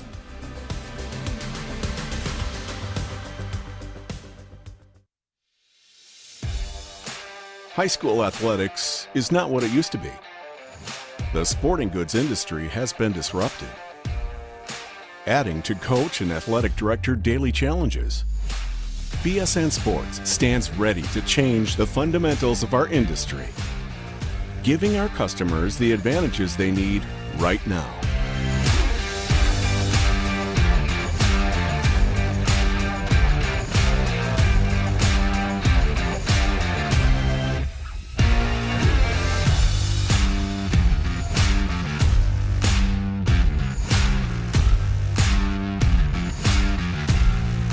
Your dedicated local sales pro is supported with nationwide team service, including sport and category experts.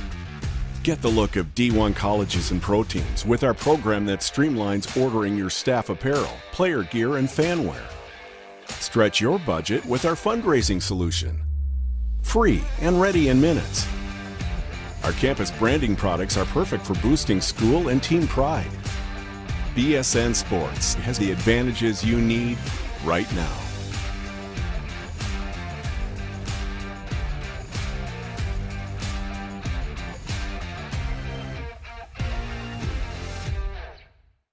Melissa Ellis is part of 4 Acre Realty Company. She is licensed in both Delaware and Pennsylvania. Melissa knows that being personable and patient is a key to her success as a realtor. Helping both buyers and sellers understand current market values and conditions puts them in the best position when making an offer or pricing a home for sale.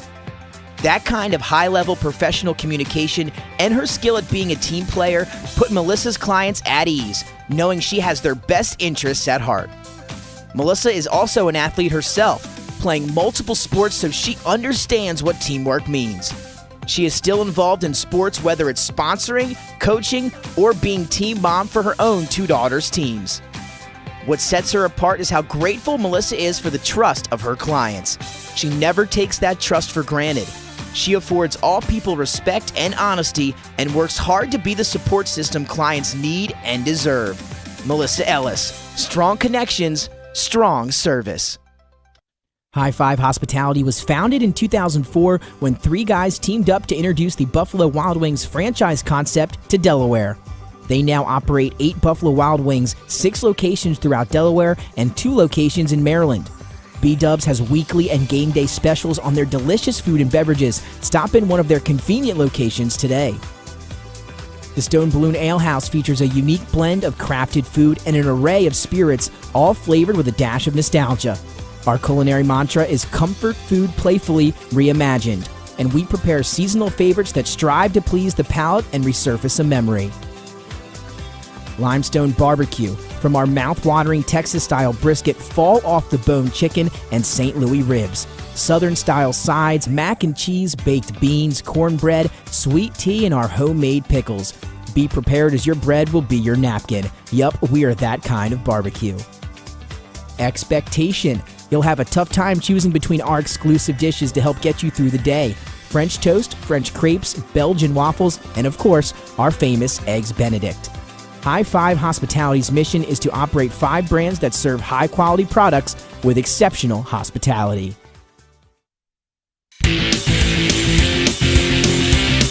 Couldn't be more excited about having our show here held at the Buffalo Wild Wings and Christiana location here on Route 7, brand new location. They moved here from Limestone Road, and it's going to be the new home of 302 Sports Week.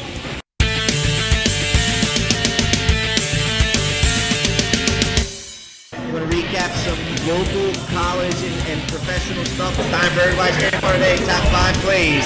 Here we go. Stanley, your number 1 play from AI, 76-yard punt return. We got ourselves the quality cam here on the sideline. It's awesome to watch from this angle, to be honest with you. And watch, whoa, going up. He went to 4-12. He left the first there at 4-4. I mean, those ups right there. You can't make this stuff up. We all know that choosing the right company for home preservation can be challenging. Your home is your castle, and only the best and most trusted will work, right? Of course. So why is Ace Handyman Services different and the right choice? We take great pride in our easy, no-hassle scheduling and communication process. You call, we answer, and we listen. Or take advantage of online booking 24/7. Once we understand your home needs, we schedule a craftsman to arrive at a convenient time for you. You then receive a pre-call the night before from your craftsman. On my way text notification so you know when to expect your craftsman to arrive. Regular updates on the progress of your job. Even follow-up prior to any warranty expiration dates. Easy, convenient, no surprises, ever. Our commitment is to treat your home, your family, your time, and your privacy with respect. Rest assured, you are always our top priority. Our multi-skilled craftsmen will complete the work on your home in a workmanlike manner. If we don't, we'll come back to make it right. It's what we do and have been since 1998. Simply put, we're different. Ace Handyman Services, bringing helpful to your home.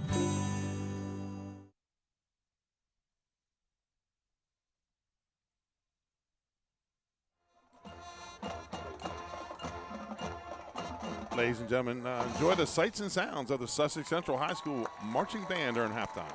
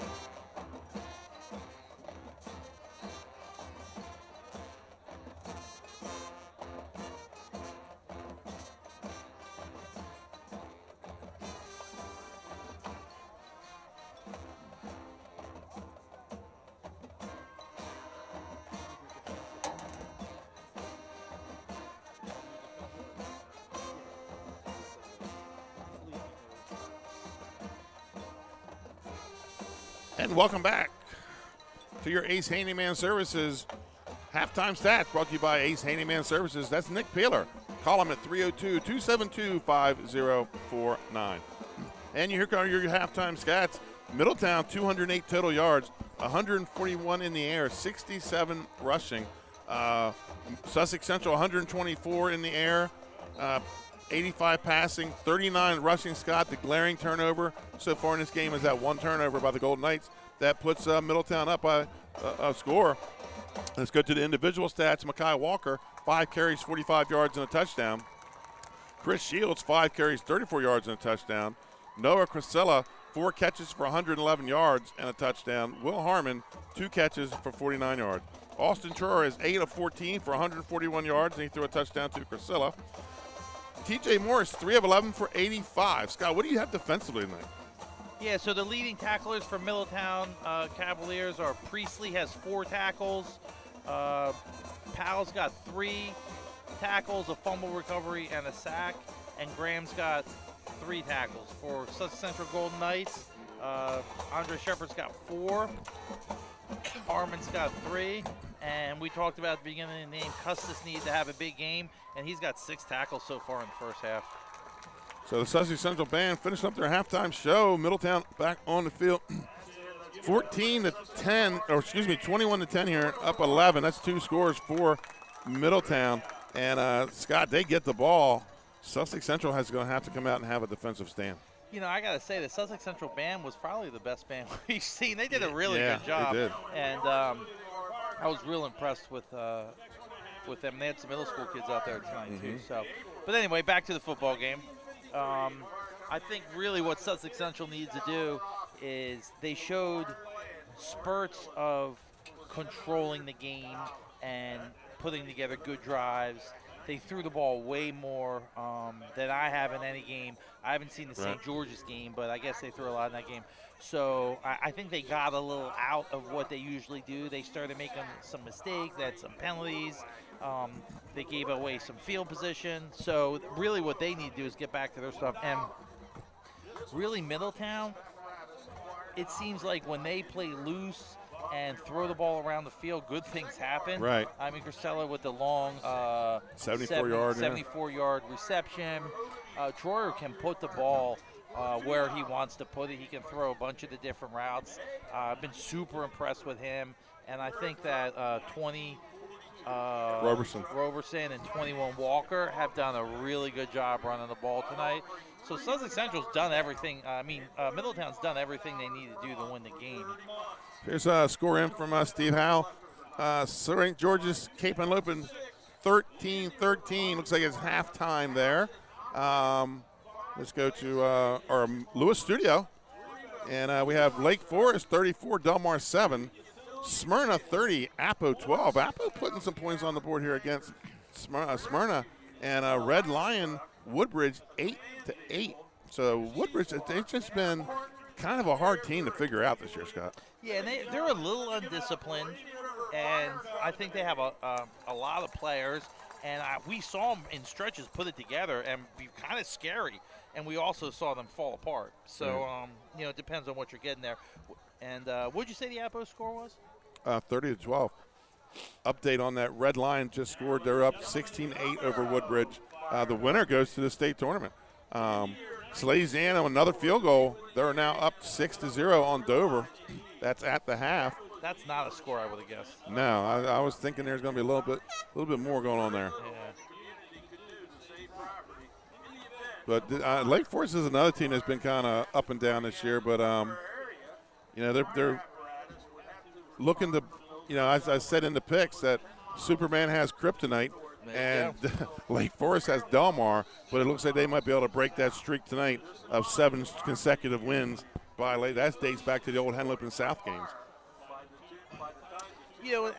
Apo's getting in, I think, and they have some big linemen. They got a good running back and solid defense. They could be a problem. And your fill-in, Brian Scott, he did confirm it 13-13 at the half over at Cape and St. George's. He did a great job for us last week while you were visiting your son abroad. He was a fill-in for a fill-in. Yeah. He could be stepping up though to the number 2 seat. Absolutely. He could be overtaking my. We'll see. He's still got a kid playing, so he's true. not going to want to travel.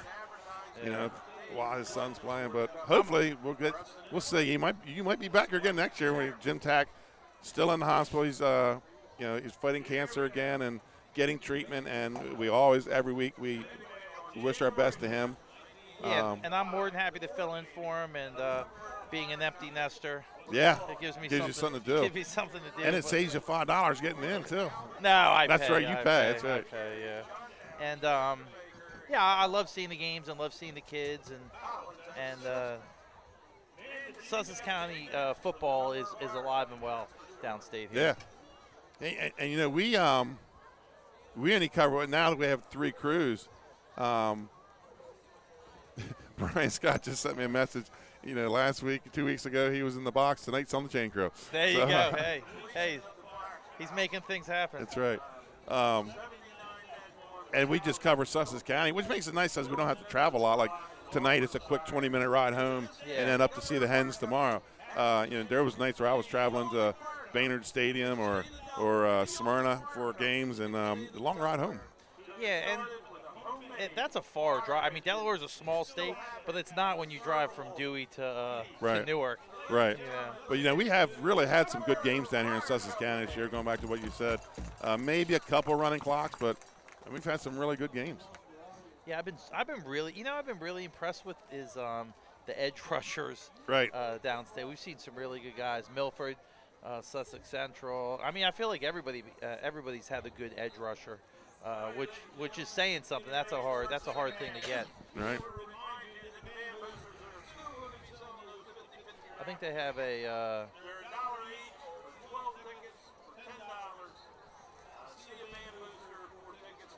Let's put 12 minutes on the clock as the Sussex Central Golden Knights go out to the field to kick off. Caravel leads Milford 28-0 on our out-of-town scoreboard. Not only did they lead them on the out-of-town scoreboard, they lead them in the game. Yeah, Milford's kind of had another season like last year where they jumped out, won the first couple games, and kind of ran into some buzzsaws. Yeah. So here we go. Fajako to kick it off. Number 20. My favorite player. Roberson to kick it to receive. And he does, kicks it deep. And this one's going to go about the 6-yard line. Takes that back to 20. Big hit. Let's see who that was. And there's a flag on the play. That's number 40. Is that 46? I think it's 45. He made a nice hit. Number 45. That is Nye Ador. And that's his 3rd tackle on the night. And that's a special teams tackle. Yeah. So they all count, buddy. Yeah. They all count. Penalty is on Middletown. Yeah, and he's not your prototypical defensive lineman. Mm-mm. Rarely do they have you on the kickoff coverage. He's more of a linebacker playing with his hand down. It's going to take it back to about the 15, Scott. But they'll be 1st and 10 from there.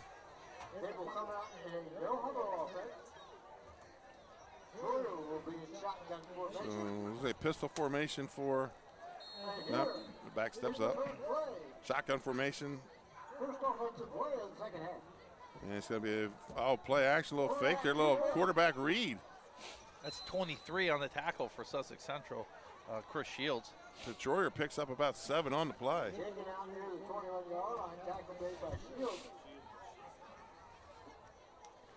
A little read option there from them. We've not seen that tonight. That'd be a nice little wrinkle for Middletown. I hadn't seen any of that on film, really. They just running straight ahead, pistol, single back. With an arm like that, I don't know if I want him running in the open field. 2nd and 4. I mean, he's very agile for being a prototypical passer. And this time he hands it off to Roberson. He's going to pick up a couple. He's got enough for the 1st down. Yeah, it's Shields again on the tackle. And they're letting it play. So pick up about 10 on the play for Roberson. Yeah, Roberson really putting work in right there, churning his legs and making it happen. Shields made the play and ended up holding on and bringing them down. Custis in to clean it up. The ball at the 32, 1st and 10 for the Cavaliers. Troyer takes a shotgun snap, looks to his left, rolls right. And under some pressure, wrapped up.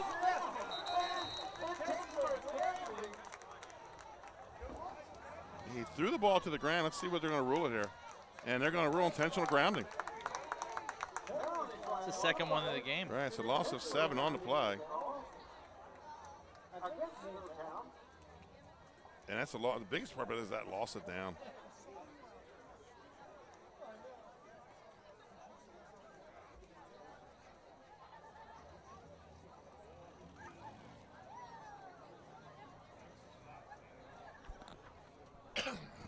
So 5-yard penalty, lost it down. That's going to make it a 3rd and a lot. This is about 3rd, about 22. Yeah, not a lot of plays for the 3rd and 22. Should be a 3rd and 20. That should be a loss of down.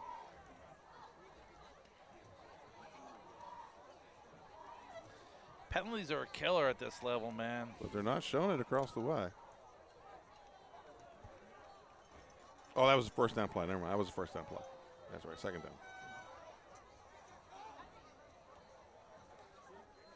Troyer takes a snap, looks left, looks on the slant to Crisilla, incomplete.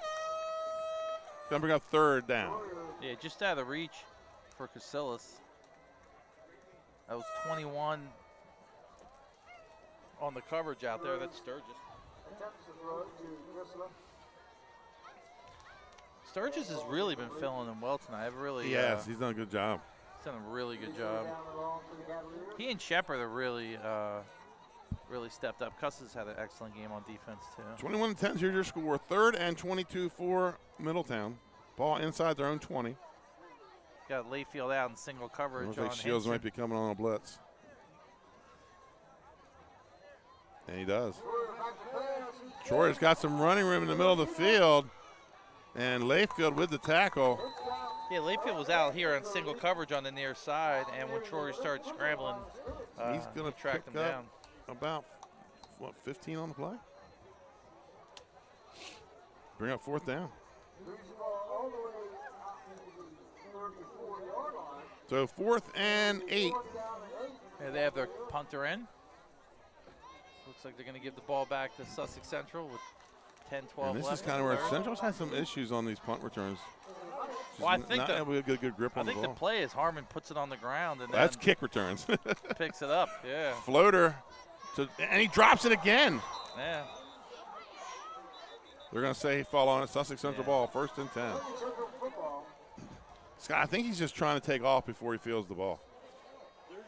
Yeah, and I think he really is, like you said, he's trying to make something happen. Right. But and that comes kind of with age a little bit too, that, Harmon's a 9th grader, and just take a deep breath, catch the ball, and then make a play.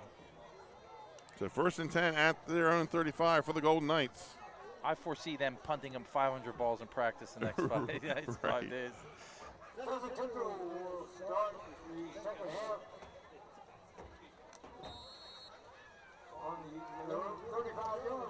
And Bell checks in.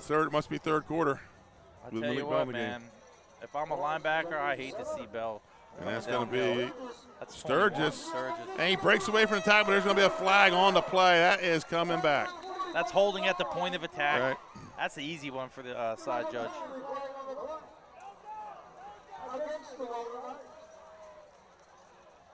That's an easy one. Mm-hmm.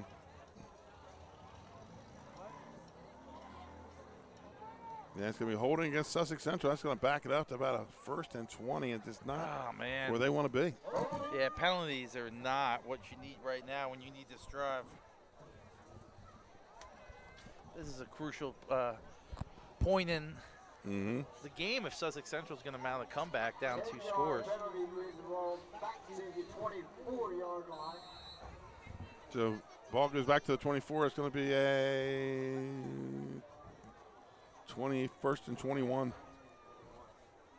We stay down at 21 for the Knights. First down. I'm sorry. 1st and 21 for Sussex Central. Ball at their own 24. You got Bell Sturgis in the back. Play action, rolls left, looks, has a man open. That's number 2, Statler. I think. Incomplete. Yeah, he said hit the ground. Yeah, 2 Statler was targeted on that play. I really think they're missing Steen as a real threat. one of their top receivers and defensive back. Yeah, he had really sure hands and gave him a different dimension. Like you said a few weeks ago, if it's in the air, he catches it no matter what side of the ball it's on. He had sticky hands. It gives you just another dimension to your wing T offense when you have a big possession receiver. 2nd and 21 for the Golden Knights. Sturgis goes in motion. And they attempt a draw, but it is sniffed out by Middletown. Loss on the play of about 3 for long. Yeah, it's number 60 on the tackle again, Kasim Powell. He's racking up some numbers now. Kasim Powell with the initial hit. Ball is spotted at the 20-yard line.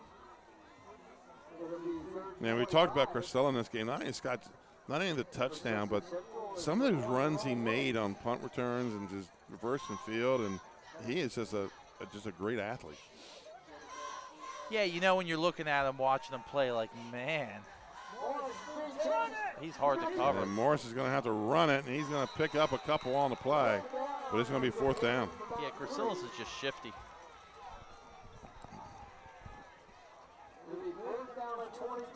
Yeah, he and Troyer have been one of the best combinations we've seen. Right. I mean, I feel like Sussex Central runs a different kind of offense and a different kind of well, they're in a position. They're in a position they don't want to be in right now. You know, they're not built for 2nd and 21, 3rd and 20.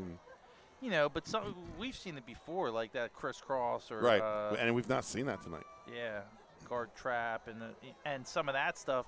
You've seen them rip off some big yardage, but we haven't seen any of that really. No misdirection. And we have whistles on the play. False start. The interior line jumped. Lake Forest now up 42-7 on Delmar. That's usually because you don't hear the count in the right in the huddle. We're 21-10 here.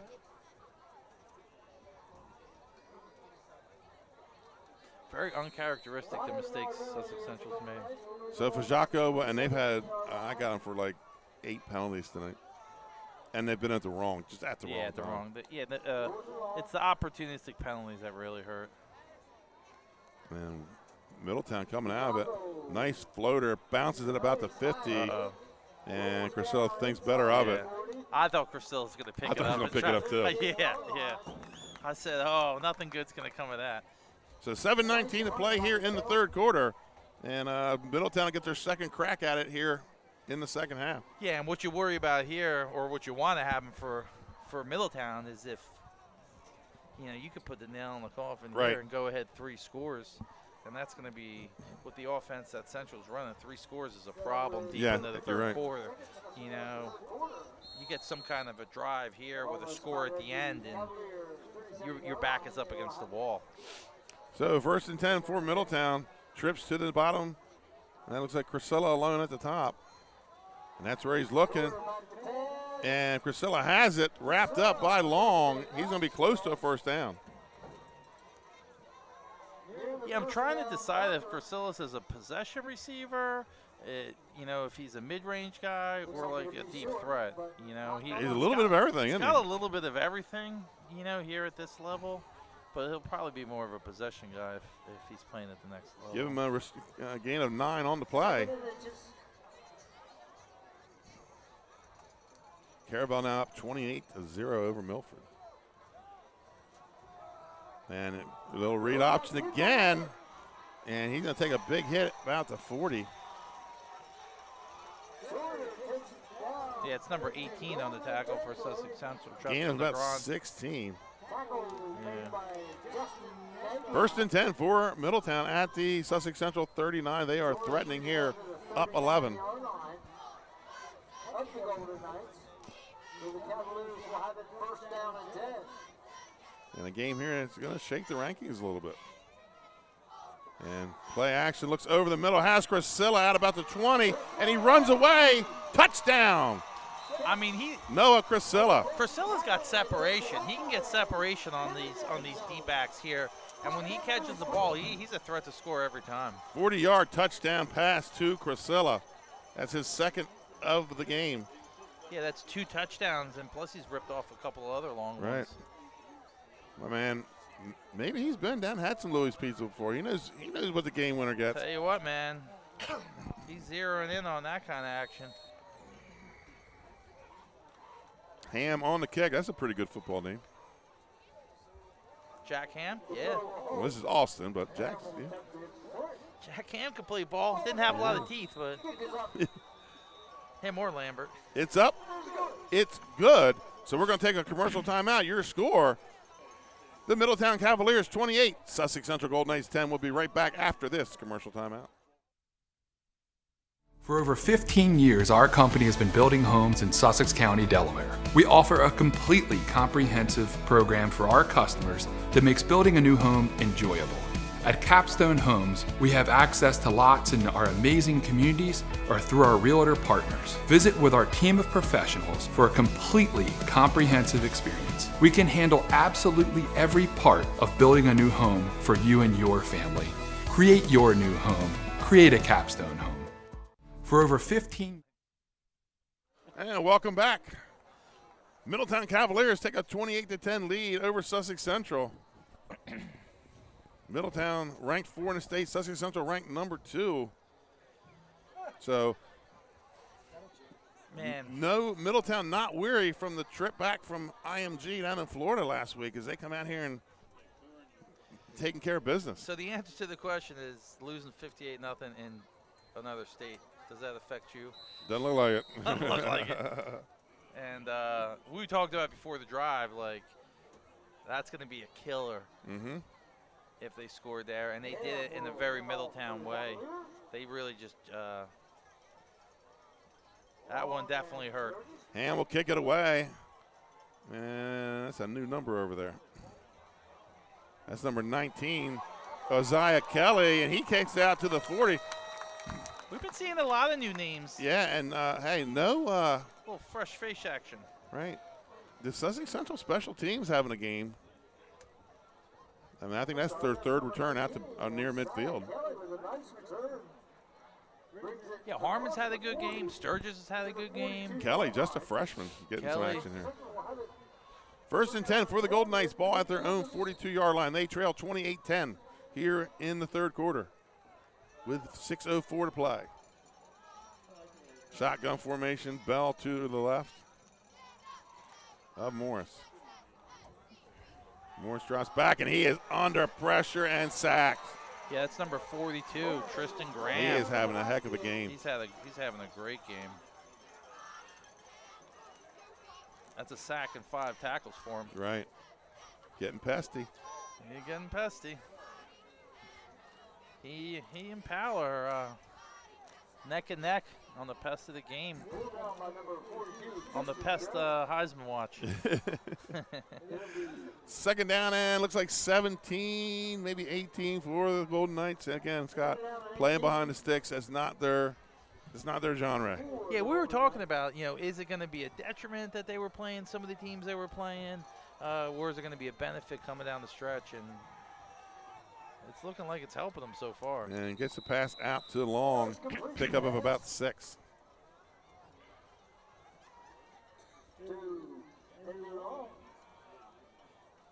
So gain of 6 on the play brings up a 3rd and 12 for Sussex Central.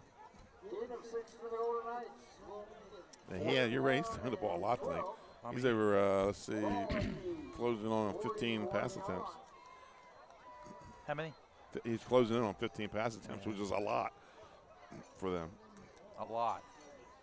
3rd and 12, ball at the 40-yard line. And we really haven't seen any of the misdirection stuff. I mean. And he's going to take it on his own and makes a move at about the 50. He's going to be close to the first down as he goes out of bounds. Flag on the play. Yeah, that's a tackle out of bounds. That's going to be 11, a definite first down. Tyler Williams on the tackle. It's funny because it's like God, you pursue him all the way across the field, and it's like, it's a yard out of bounds, and you want to make the play. It's tough to hold up on that one. That penalty's going to hurt, though. So it's going to be a 15-yard tacked on to the end of the play. He had the first down on the 12-yard run. Actually, it looks like more of a 14-yard run there, where they ended up spotting it. So plus 15 to go out of bounds. Clock will stop. But the Knights are going to have to put it in, and some couple defensive stops here. And right now, this Middletown offense, when they get the ball, they're rolling.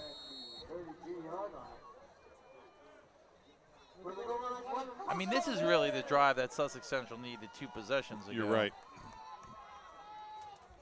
Split Really to the left, right to the right. They need to throw some cold Up the water middle on with them. Bell, hits and spins. And he's going to pick up a chunk there, about maybe 6 on the play. And that's number 4, Drew Beckford, on the tackle, his second. We gave him a gain of 6. We haven't called Bell's number much tonight. But talking about this, they really needed this drive, a couple drives You're ago, right. Yeah. really to kind of slow the momentum of what Middletown was doing. Middletown, was close to just pulling away here. 2nd and 4 for the Golden Knights. Speed sweep. And Long dances, gets inside the 25. He's going to pick up about 3, maybe 4 on the play. He got bowed back because one of their linemen got pushed into the backfield. Yeah, number 6, Matthew Priestley, almost made the play in the backfield for a loss, but Long skirted out of that. And it ended up picking up some good yardage. 3rd and 1 for Sussex Central. Ball inside the Middletown 25. And it's going to be Shields off the left side, puts the head down, and takes it out of bounds near the 12-yard line. First down for the Golden Knights. And that's what I feel like they should be doing. Let's get a steady dose of Shields and Bell going here. I mean, that's really what they need. Throwing the ball 15, 16 times a game. Right. Very uncharacteristic. Right. 9-yard gain for Shields. Ball down at the 14, maybe the 13. 1st and 10 for the Golden Knights. The other thing that the running game does is it keeps the ball out of Troyer's hands. Right. And he can't get it to Chrysilis. Long again. And I don't think he got anything on that. Yeah, it's number 8 on the tackle. That's Jaden Wheeler. That's 4 for him. No gain on the play. Brings up 2nd and 10. Ball at the, call it the 13.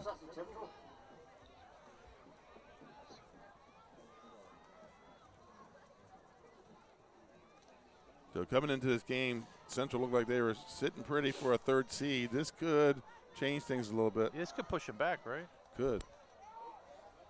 Oh, that's Shields again. Breaks the tackle, takes it down, and touchdown for Chris Shields on the 13-yard run. Really great push from the offensive line of Sussex Central. Really what the doctor ordered right at the right time for them. Keeping this game interesting.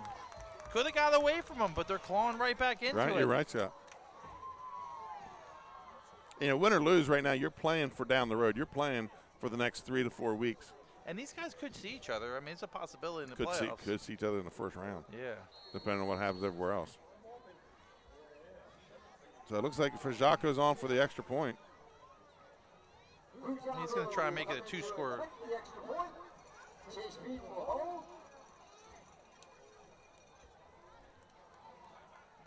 He's trying to make it a 2-score game here, right? Making an 11-point game. Like hand on it, but I think it's going to get through. Yeah, No, I think it's sure. to the right. Right. Yeah, man. So it was blocked. Wide right, buddy. So we're going to take a quick commercial timeout. Your score, Middletown 28, Sussex Central 16. We'll be right back. Got a big paw up on that. In life, some things just go together. Like a burger and fries. And home and auto insurance from State Farm. So make it a combo. Combining your home and auto insurance could save you time and money. And who doesn't like that? Just call State Farm agent Juwan Johnson and find out how you could start saving today. It's just another way we're here to help life go right. And welcome back to Sussex Central. Some updated scores. Red Lions starting to pull away. They're up 24-16 on Woodbridge. That should be somewhere in the second half, maybe third quarter. We are 28-16 here. Yeah, we're coming down the stretch here, and we'll see if Sussex Central put together another drive like that. Steady dose of Long, Shields, and Bell. And they got to find a way to stop Middletown, too. Middletown's Troyer's been clicking. I feel like, Shepard and Custis have really stepped up on defense, and they're due for a big stop here.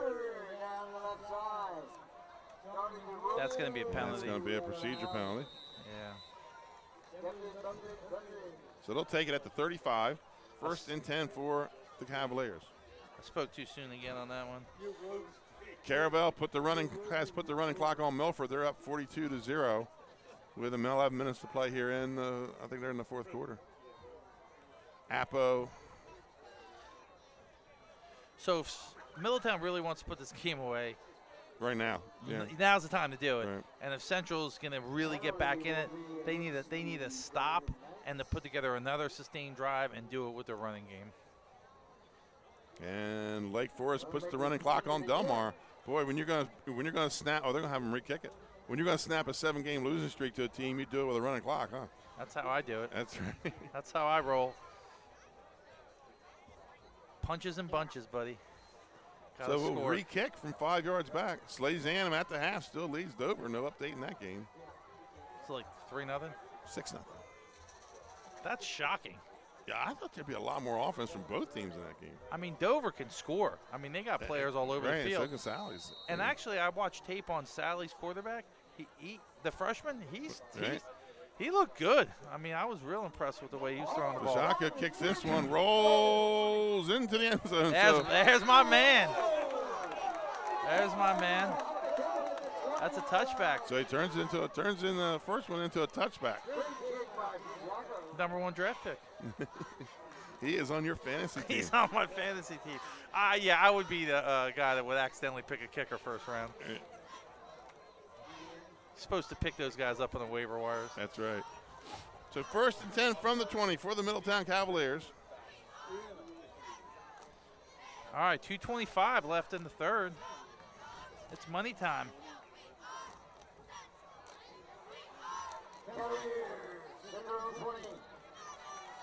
First and 10, Middletown trips to the near side. Crisella alone at the top. Troyer in the shotgun.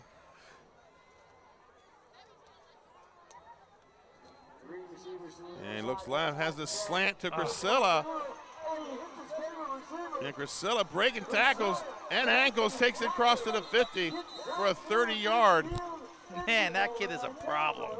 He is a menace when he gets the ball in the secondary, and that's Josiah Kelly runs him out of bounds. He's approaching 200 yards receiving He today. is, man. He's a problem.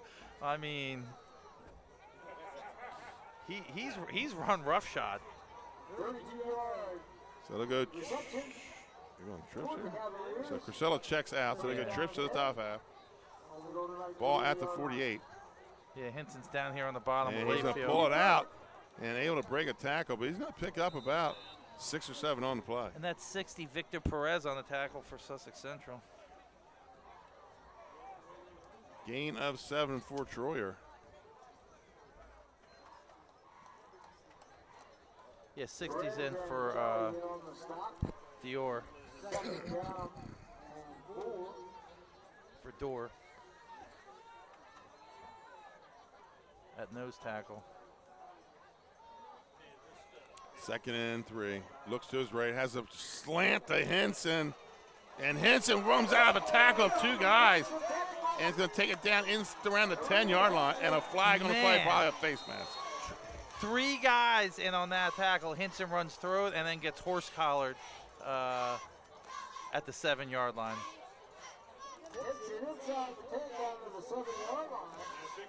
We were talking about possibilities, how things can go right, how things can go wrong. This drive's going everything right for Middletown, everything wrong for Sussex Central. So a 30-yard pass for Troyer. Troyer put that one on the money on Hitson. That's Tyrene Hinson. We were saying all along he had single coverage a couple different times. And Troyer's going to keep it himself, take it down close to the goal line. Yeah, that's 60 again, Perez on that tackle. Gain of about 2 on the play. Scratch that, that's Layfield 11. Second and goal with 2.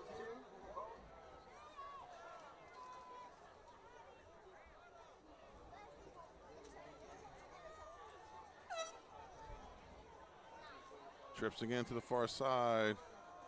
And this time he hands it off. Touchdown, Middletown. Yeah, that's 21. Makai Walker. His second touchdown of the game. That's it. We triple checked it. That's 2 for that young man. And that is exactly what Middletown needed. If they could not have drawn that drive up any better. They did it the way they've been doing it all game.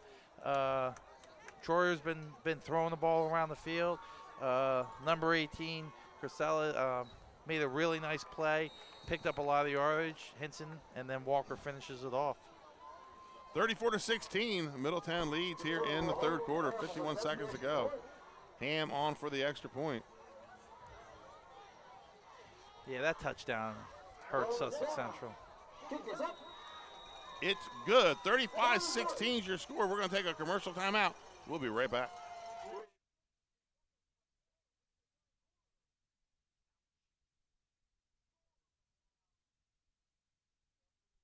Hi, I'm Scott Kammerer from Sodel Concepts. Today we're at Matt's Fish Camp in Fenwick Island, Delaware. Come check us out. Matt's Fish Camp features seafood classics, coastal comfort food, and chef-driven specials that pair perfectly with our large selection of craft ales, curated wine list, and camp cocktails. Matt's offers indoor and outdoor dining and is the perfect place to have dinner with your family, happy hour with friends, or enjoy lunch at the Raw Bar. Matt's Fish Camp in Fenwick Island, Delaware, open 7 days a week year-round. See you soon.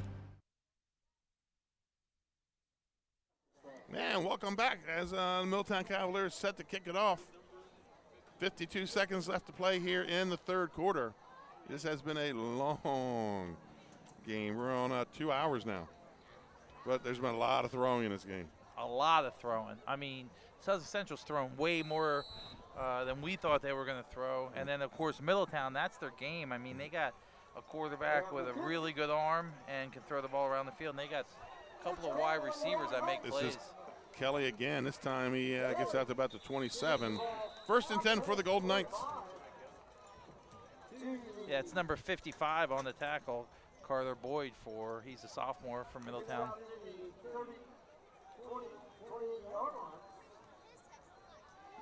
Carter Boyd with the prototypical linebacker number, 55. 55, yeah. First down and 10.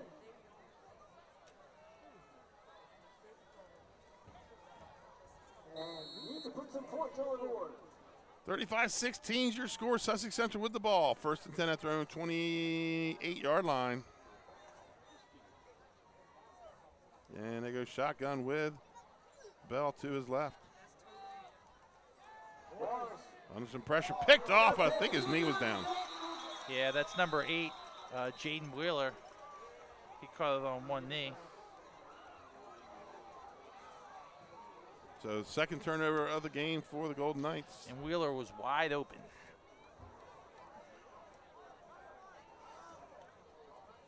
Jaden Wheeler makes the interception, but his knee hit the ground.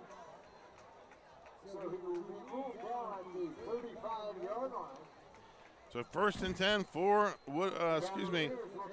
Middletown at the Sussex Central 35 off the interception by Wheeler, who had nothing but green in front of him. He saw his name in lights. That's right. It's all right. So often, linebackers dropping in the coverage or D-backs, when it hits him in the numbers, there's no way they could catch it. But he definitely secured the ball and did a good job. First and 10 for the Cavaliers. Trips to the short side of the field, and Crisella all alone up top. Looks to his right, rolls right, under some pressure, and has the man open at about the 28. Yeah, I think his foot was out of bounds. Yeah, he's calling him out of bounds. Pass was caught, but That was caught by number 15, William Garrett. He had his pinky toe on the white line. I saw it, Coach. I seen it.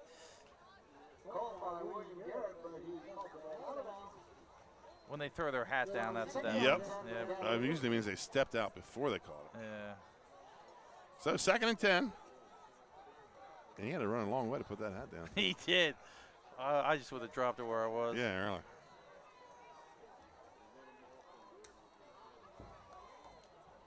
Takes a snap, looks to his left, now looks right, rolls right, under some pressure, and throws it. That one might be complete. I think he had his hand. I think he was in bounds on that one. They're calling that a catch.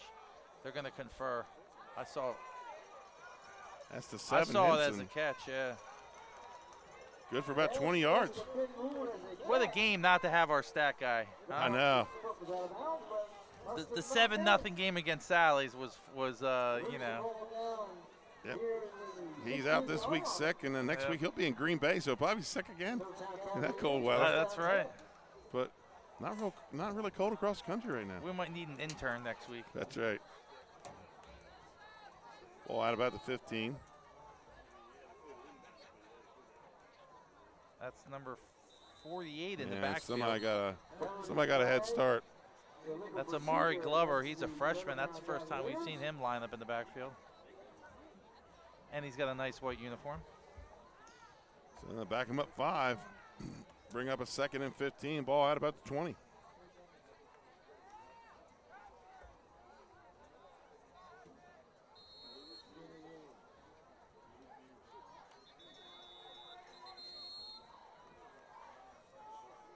And I believe that's going to be the end of the 3rd quarter.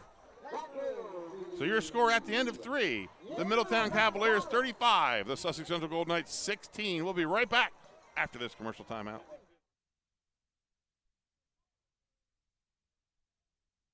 Fresh quality ingredients. We do fresh pasta, panini, soups and salads. We try to be all-inclusive, vegan, gluten-free options. We do a little bit of something for everybody. In the summertime, we make a little over 200 pounds of pasta a day. You can come in and buy fresh pasta. You can bring it home. We're doing curbside pickup right now. A lot of take-to-go. We even have DoorDash if you need it delivered to you.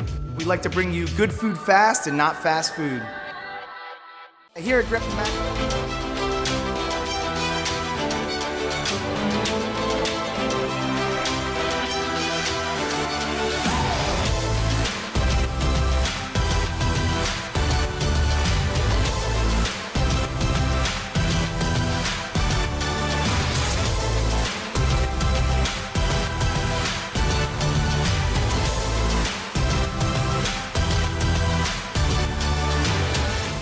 Welcome back to Sussex Central High School as we start the 4th quarter with Middletown pulling away here in the 2nd half. They lead 35-16.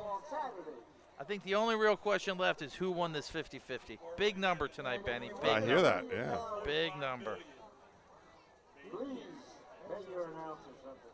At the end of tonight's game, folks, we'll have a Active Pest Solution Pest of the Game and the Louis Pizza Player of the Game.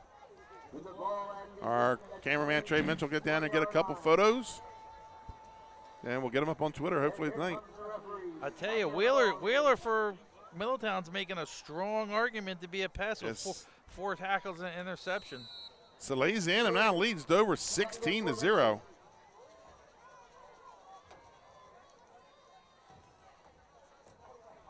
Slot here to the near side. Takes a snap and quick handoff. And that's the number, I believe that's 40. We'll see when he gets up. 48. Number 48, Amari Glover, freshman. He picks up about 7 on the play. I mean, it's nice to bring in a freshman like that in the 4th quarter. Going to be a 2nd and 8 for Middletown.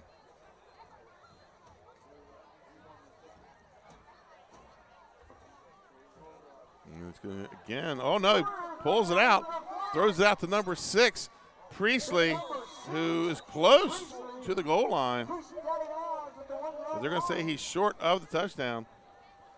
That's about a 13-yard pass. Yeah, I mean, this is a drive. You're seeing 2 totally different weapons they're using, Priestley and Glover. So ball at the 1 yard line.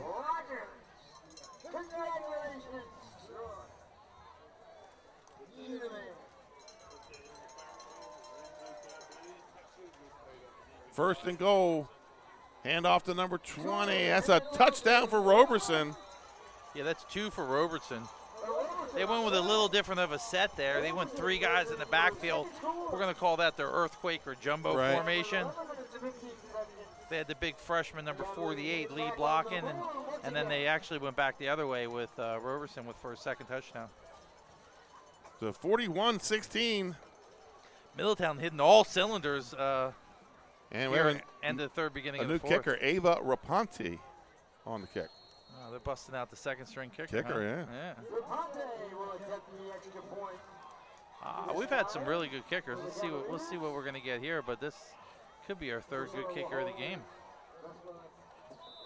That looked good. And it's good. So with 11:15 to play here in the fourth quarter, the score, Middletown 42, Sussex Central 16. We'll be right back after this commercial timeout.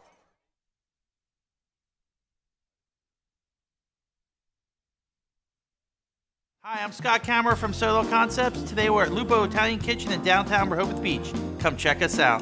Located inside the Hotel Rehoboth, Lupo serves coastal Italian cuisine with fresh pasta made in-house daily. Lupo features plenty of unique craft cocktails and an extensive award-winning all-Italian wine list. Popular dishes include lobster bucatini, veal meatballs, grilled swordfish, and eggplant parmesan. Lupo Italian Kitchen on Rehoboth Avenue, serving happy hour daily and dinner 7 days a week. See you soon. And welcome back to Sussex Central High School. 42-16 is your score. Update from the beach. 21-13. St. George's leads in the third quarter. So 2 teams battling for a playoff spot. My math has Cape in with the 4 wins. St. George is definitely fighting for a playoff spot. I mean, this is actually the next 2 weeks is a playoff game for them. I'm more of a vocational school guy. I'm not real sure on the math. I was more of a tradesman myself. Short high kick. So I'm gonna take your word for it that they're in. And get the ball out to about the 25 and kind of holding the whistle there, but they have been doing that all night. So 1st and 10 for the Golden Knights. They trail 42-16, 11:08 to play here in the game. I mean, it just got away from Sussex Central here the last this third quarter, yeah, last third, really the third and into the fourth. Bit of a surprise. I mean, it was a little bit of a back and forth game, a little bit of possession, a couple of quick strikes by Middletown, nice long drives by Sussex Central, and then the script just got flipped there for the last 7 minutes. Sussex Central is got their back up against it now. So how will this shake up the? It's going to shake up the rankings. It's probably going to move Middletown up to number 3, Central down to 4. But it will be the seedings when we're in. That's Bell on the carry. That's going to be a hard 1-yard run right there.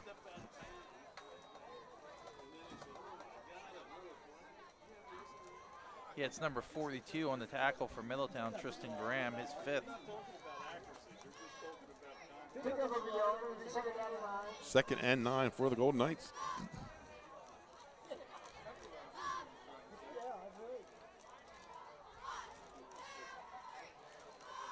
Yeah, not a lot of teams come in here and beat Sussex Central at their own home. Very few do it like this, Scott. Yeah, I mean, Middletown just putting it on them. Yeah, and you kind of didn't know what to expect with Middletown, you know, especially when their game against IMG, you kind of throw that one out. Right. The game against St. John's, the game against Massillon, yeah. I think Washington High School for Massillon. Yeah, so, I mean, you really didn't quite know what to expect. Sure. You know, you don't know sometimes if the out-of-state teams are better or worse. I mean, all you had to judge Middletown on was a season opening win over Smyrna and then the mid-season loss to Sally's.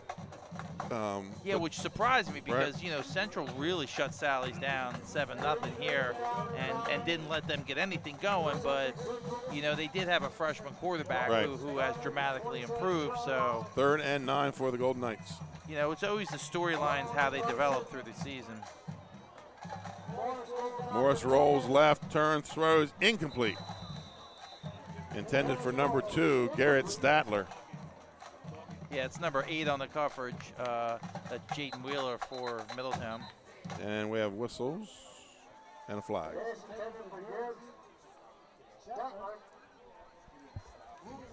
I think they're going to say he turned up field too early. And they decline. So 4th and 9 for the Golden Knights. I have to say, a very well officiated game tonight. I agree. Not much I disagree with, and that's saying something. We do a lot of the wrestling matches, and we pretty much disagree with every call. Yeah, that's just on principle. That's just wrestling. But yeah, that's wrestling. But in football, I agree with everything they've done. Fahaka gets a high spiral off, and Priscilla takes it. It's going to get maybe 2 yards. Priscilla living dangerously. Yeah. So 1st and 10 for Middletown at their own 40. It looks like Layfield in on that tackle. Things are picking up in Wilmington. Scott now slays Anthem 16 to over 8.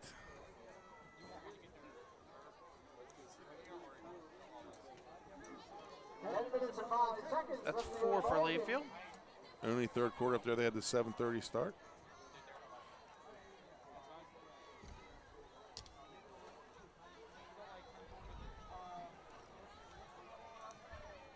See if Middletown 9:22. is going to make some wholesale changes here.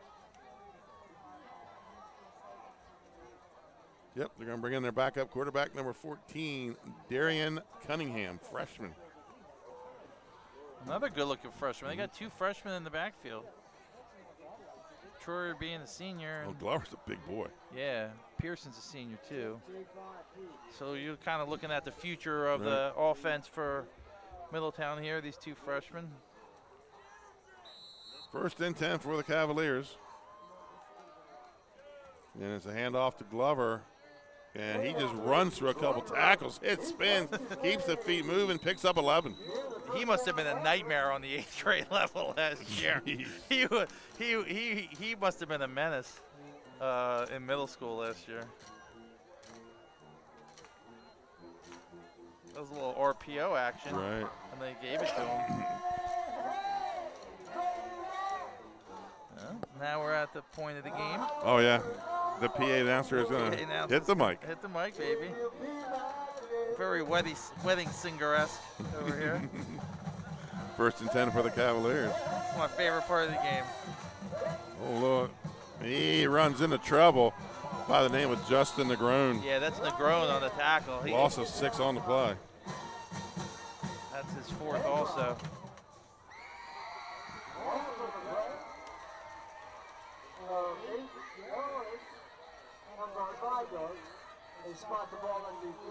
Again, folks, coming up at the end of the game, we'll have 2 awards.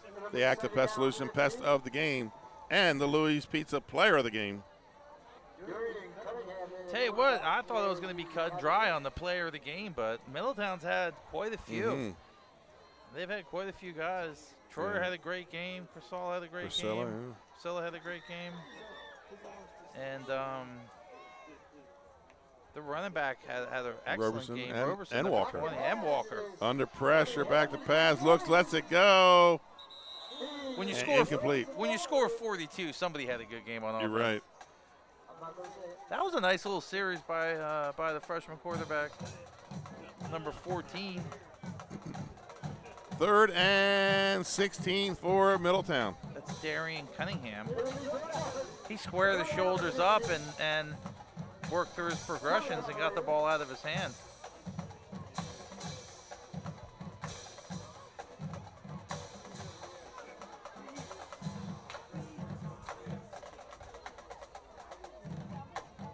They also got sophomore Austin Ham. That's probably why they took him out of kicking, because now he's playing.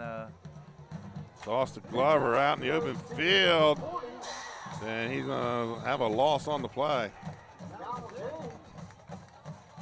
Yeah, it's number 80 on the tackle for Sussex Central. That's Isaiah Wooders.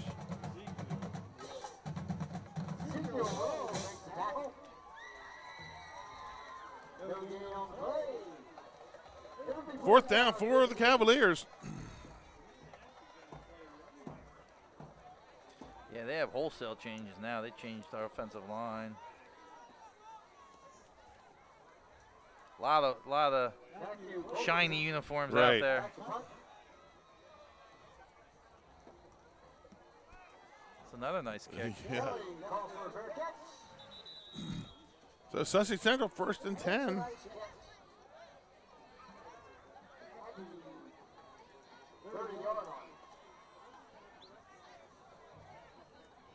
Looks like Priscilla's done for the night on offense, so go ahead and total up his numbers here. They're big, I can tell you that. He showed me something tonight. I mean, I watched him on tape, but watching him in person has been pretty impressive. 7:47 to play here in the fourth quarter. He's got a lot going for him as a receiver. Of course, it helps when Troy is throwing you the ball. Yeah.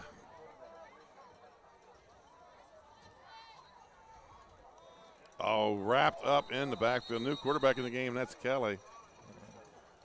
That was 42. Loss of 6 on the play. That's Tristan Graham again on the tackle. And we have a player down. Tristan Graham makes the tackle.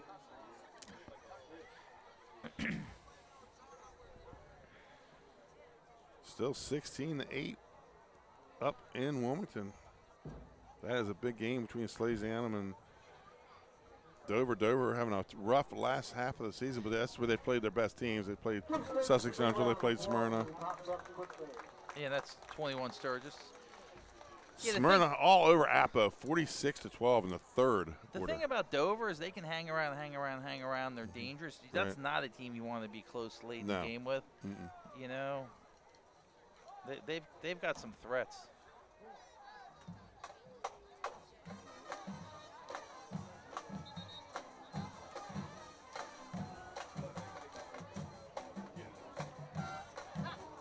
The band's playing hard now.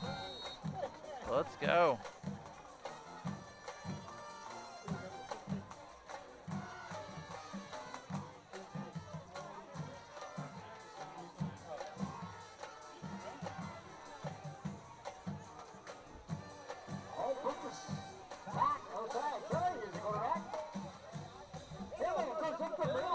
Up the middle, that's Shields up the middle, picks up about 9.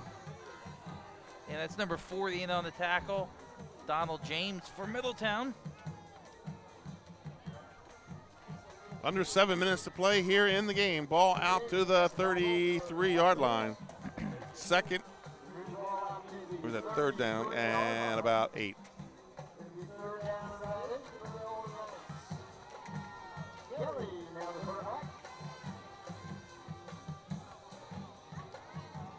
Yeah, looks like they got some new running backs in the backfield. William Abbott, number 24 for Sussex Central. The ball's on the ground, but I think Sussex Central recovered it.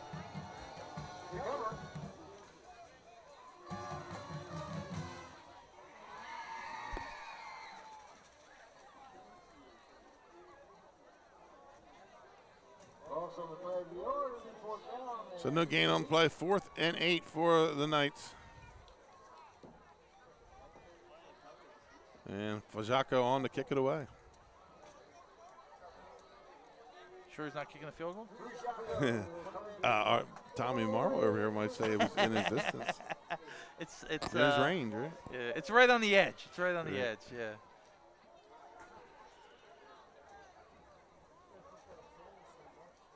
And Fajako with an end-over-end high kick.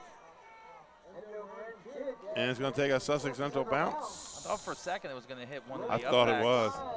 Yeah, they tell you got to turn around and get your eyes on the ball when it's when So it'll be Middletown's ball at their own 21, 5:34 to play here in the game. Yeah, another thing the coaches hate when the punts hit the blocking back. Right. There's a lot of things high school football coaches hate. Yeah, there's a long list.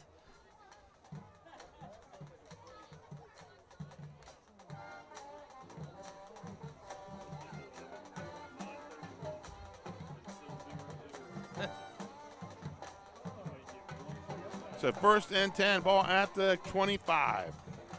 So Middletown really came down here tonight, and they handled their business. They did, absolutely. They took care of what they needed to take care of. They played their game. Troyer threw the ball well. The defense played good. Showed people they're not out of this. Yeah, and I felt like Sussex Central had their opportunities. You know, they scored 16 points. Another new quarterback. But they really needed to hold. Yeah. That Number was 13, Matthew, Koba Johnson. Yeah, he's their punter. He's also got a hoodie on, so. That would make him the 3rd stringer usually. He's in mop-up duty. Right. 2nd and 10. And Red Line puts Woodbridge on the running clock, 54-16.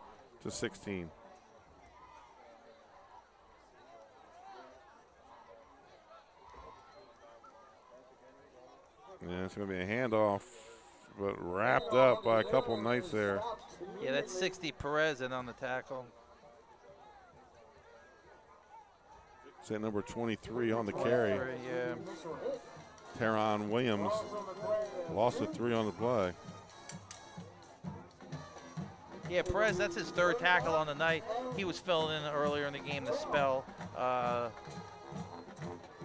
Nori, and then he's been playing significant time here in the 4th Austin quarter. Troy on the sideline, done for the night.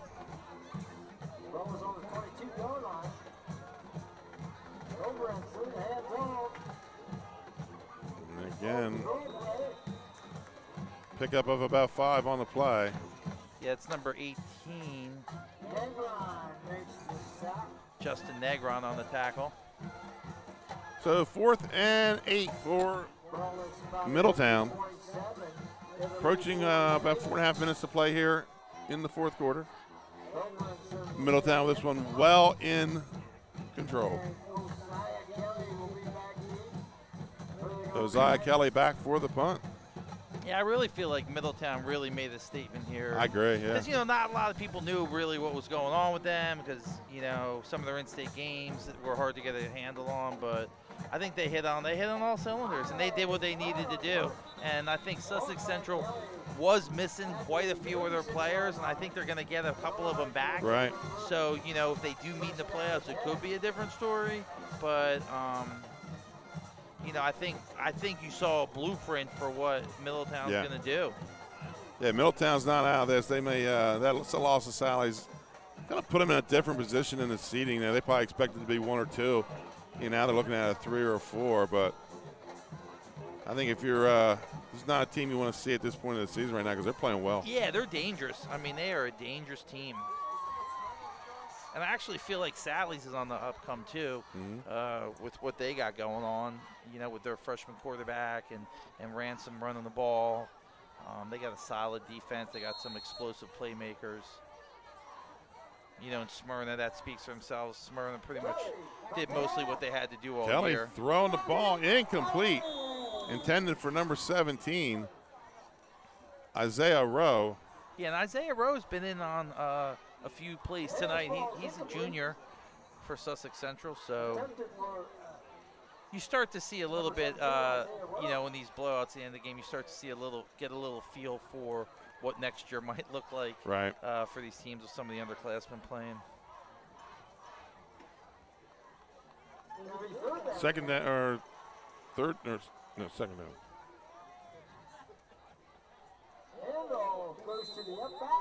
That's Bell on the carry. Picks up 10. Yeah, I thought for a while we were going to see a steady stream of Bell, you know, who has finished games for Sussex Central. Right. You know, he really finished off the Sally's game. Like Long and P.J. Henry did a lot of the work, and then they brought in Bell to kind of put the hammer down at the end when they beat Sally's. Right. And really, when we watched that game and then watched Cape keep it close with Sally's, it's surprising to see how they've changed through the year. Kelly incomplete to number 24, William Abbott. 3:12 to play here in the game. Second down for the Golden Knights.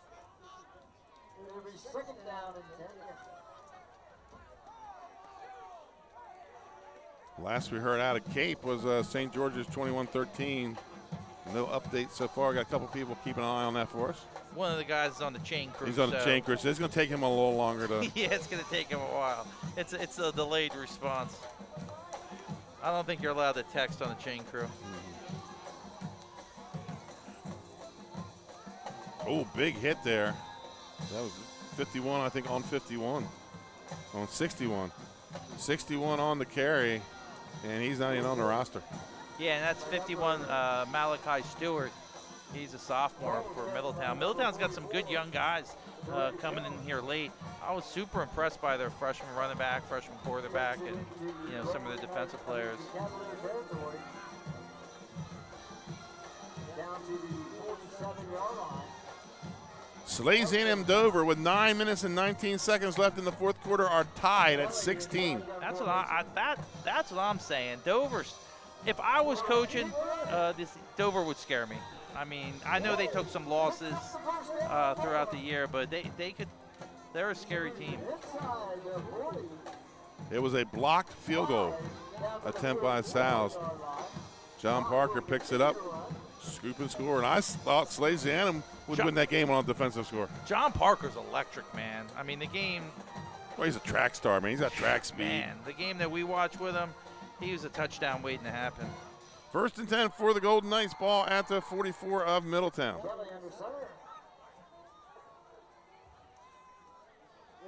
He's going to play action, roll left, look over the middle, incomplete. Intended for number 82, Ezekiel Rowe. I'm liking what I'm seeing from Isaiah Kelly. I mean, he's not afraid. He's rolling out and putting the ball in play. He's only a freshman. He's got a good arm. Well, he sees what he probably can see the future the field. of Sussex Central next year. Yeah, I mean, he could see the field well. Give that kid some 7-on-7 in the summer. And yeah. 2nd and 10 for the Golden Knights. And it's going to be number 61 again, who we do not have a name for. But he picks up 4. Number 61. 3rd and 6. We don't have a name for him. Minute 24 to go here and counting in the game. Ball at the Middletown 39. Ball is spotted at the 39-yard line. Yeah, so Smyrna's going to retain their top seed in 3A, it looks like, right? I think Smyrna will be the number 1 seed, yeah. Unless they lose to Cape next week. Ooh, big hit. That was a big hit by 51. Second time we've called his name. Gain of 2 for the Knights. That's 51, Malachi Stewart. Stewart makes the stop. 4th and 4 for the Golden Knights. Stewart. Under a minute to play. With the bright green gloves and bright green cleats. 2 big hits here late in the game.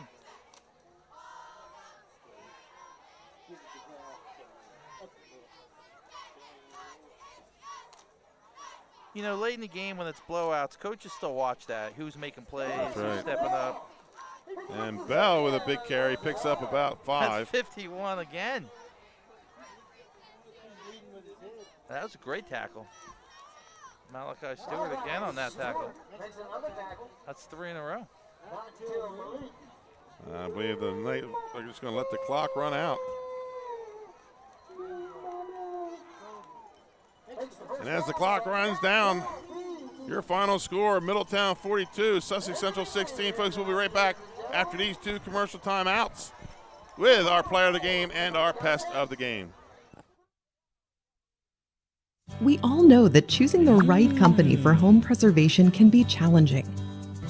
Your home is your castle, and only the best and most trusted will work, right? Of course. So why is Ace Handyman Services different and the right choice? We take great pride in our easy, no-hassle scheduling and communication process. You call, we answer, and we listen. Or take advantage of online booking 24/7. Once we understand your home needs, we schedule a craftsman to arrive at a convenient time for you. You then receive a pre-call the night before from your craftsman, on my way text notification so you know when to expect your craftsman to arrive, regular updates on the progress of your job, even follow-up prior to any warranty expiration dates. Easy, convenient, no surprises, ever. Our commitment is to treat your home, your family, your time, and your privacy with respect. Rest assured, you are always our top priority. Our multi-skilled craftsmen will complete the work on your home in a workmanlike manner. If we don't, we'll come back to make it right. It's what we do and have been since 1998. Simply put, we're different. Ace Handyman Services, bringing helpful to your home.